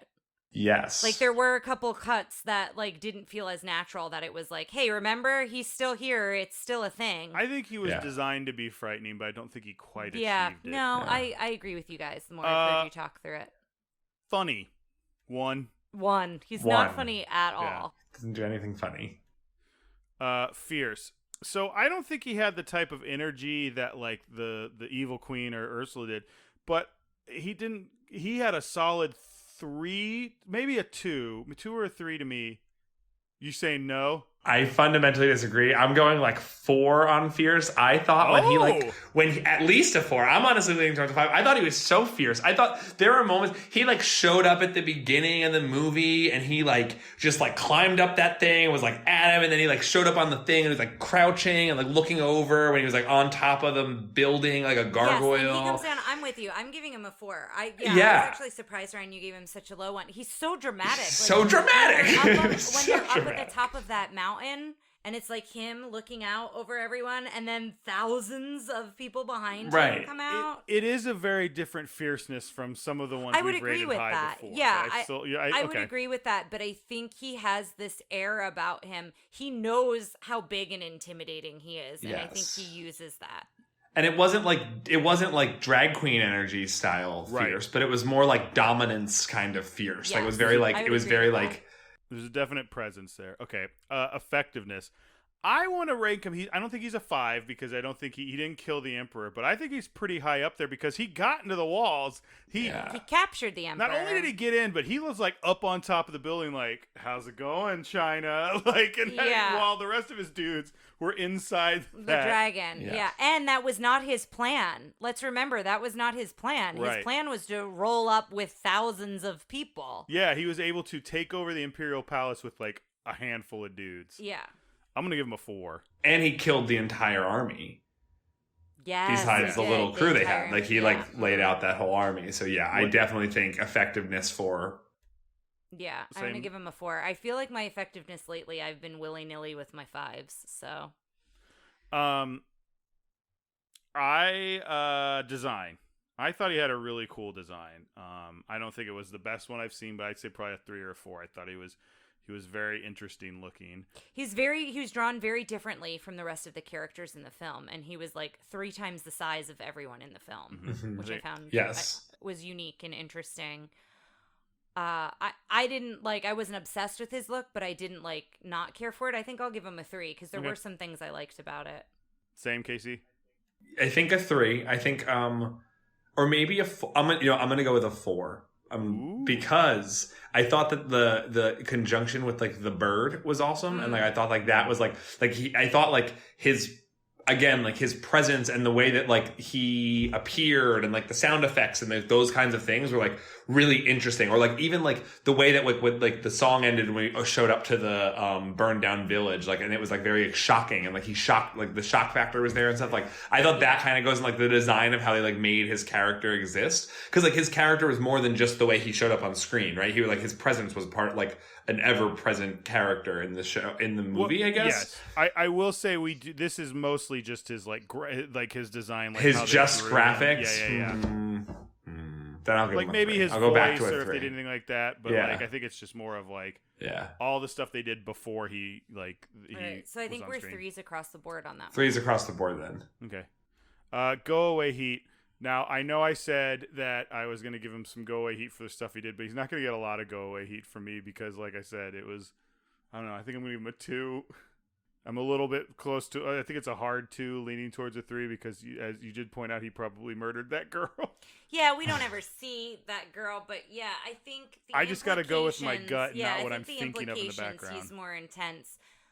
But I think I'm putting that in there, right? Yeah. We don't necessarily I think in hindsight see that. We're saying that. So I think I'm with you. I think while it was happening, it didn't affect me. Yeah, like, I would agree with that. He's that guy. Reflecting afterwards, I think I would rate him higher than how I felt in the movie. So I will also give him a 2. Yeah, I agree. I think I never like it wasn't like he just gave me the ickies. Like every time he appeared up, I was like, he gave me the ickies, and like so I'll go with a 2. He gave you hickeys. Ickies. Sorry, that was stupid. Yes factor. I have, like, he's a 1 for me. Yeah, I wasn't super excited to see him, yeah.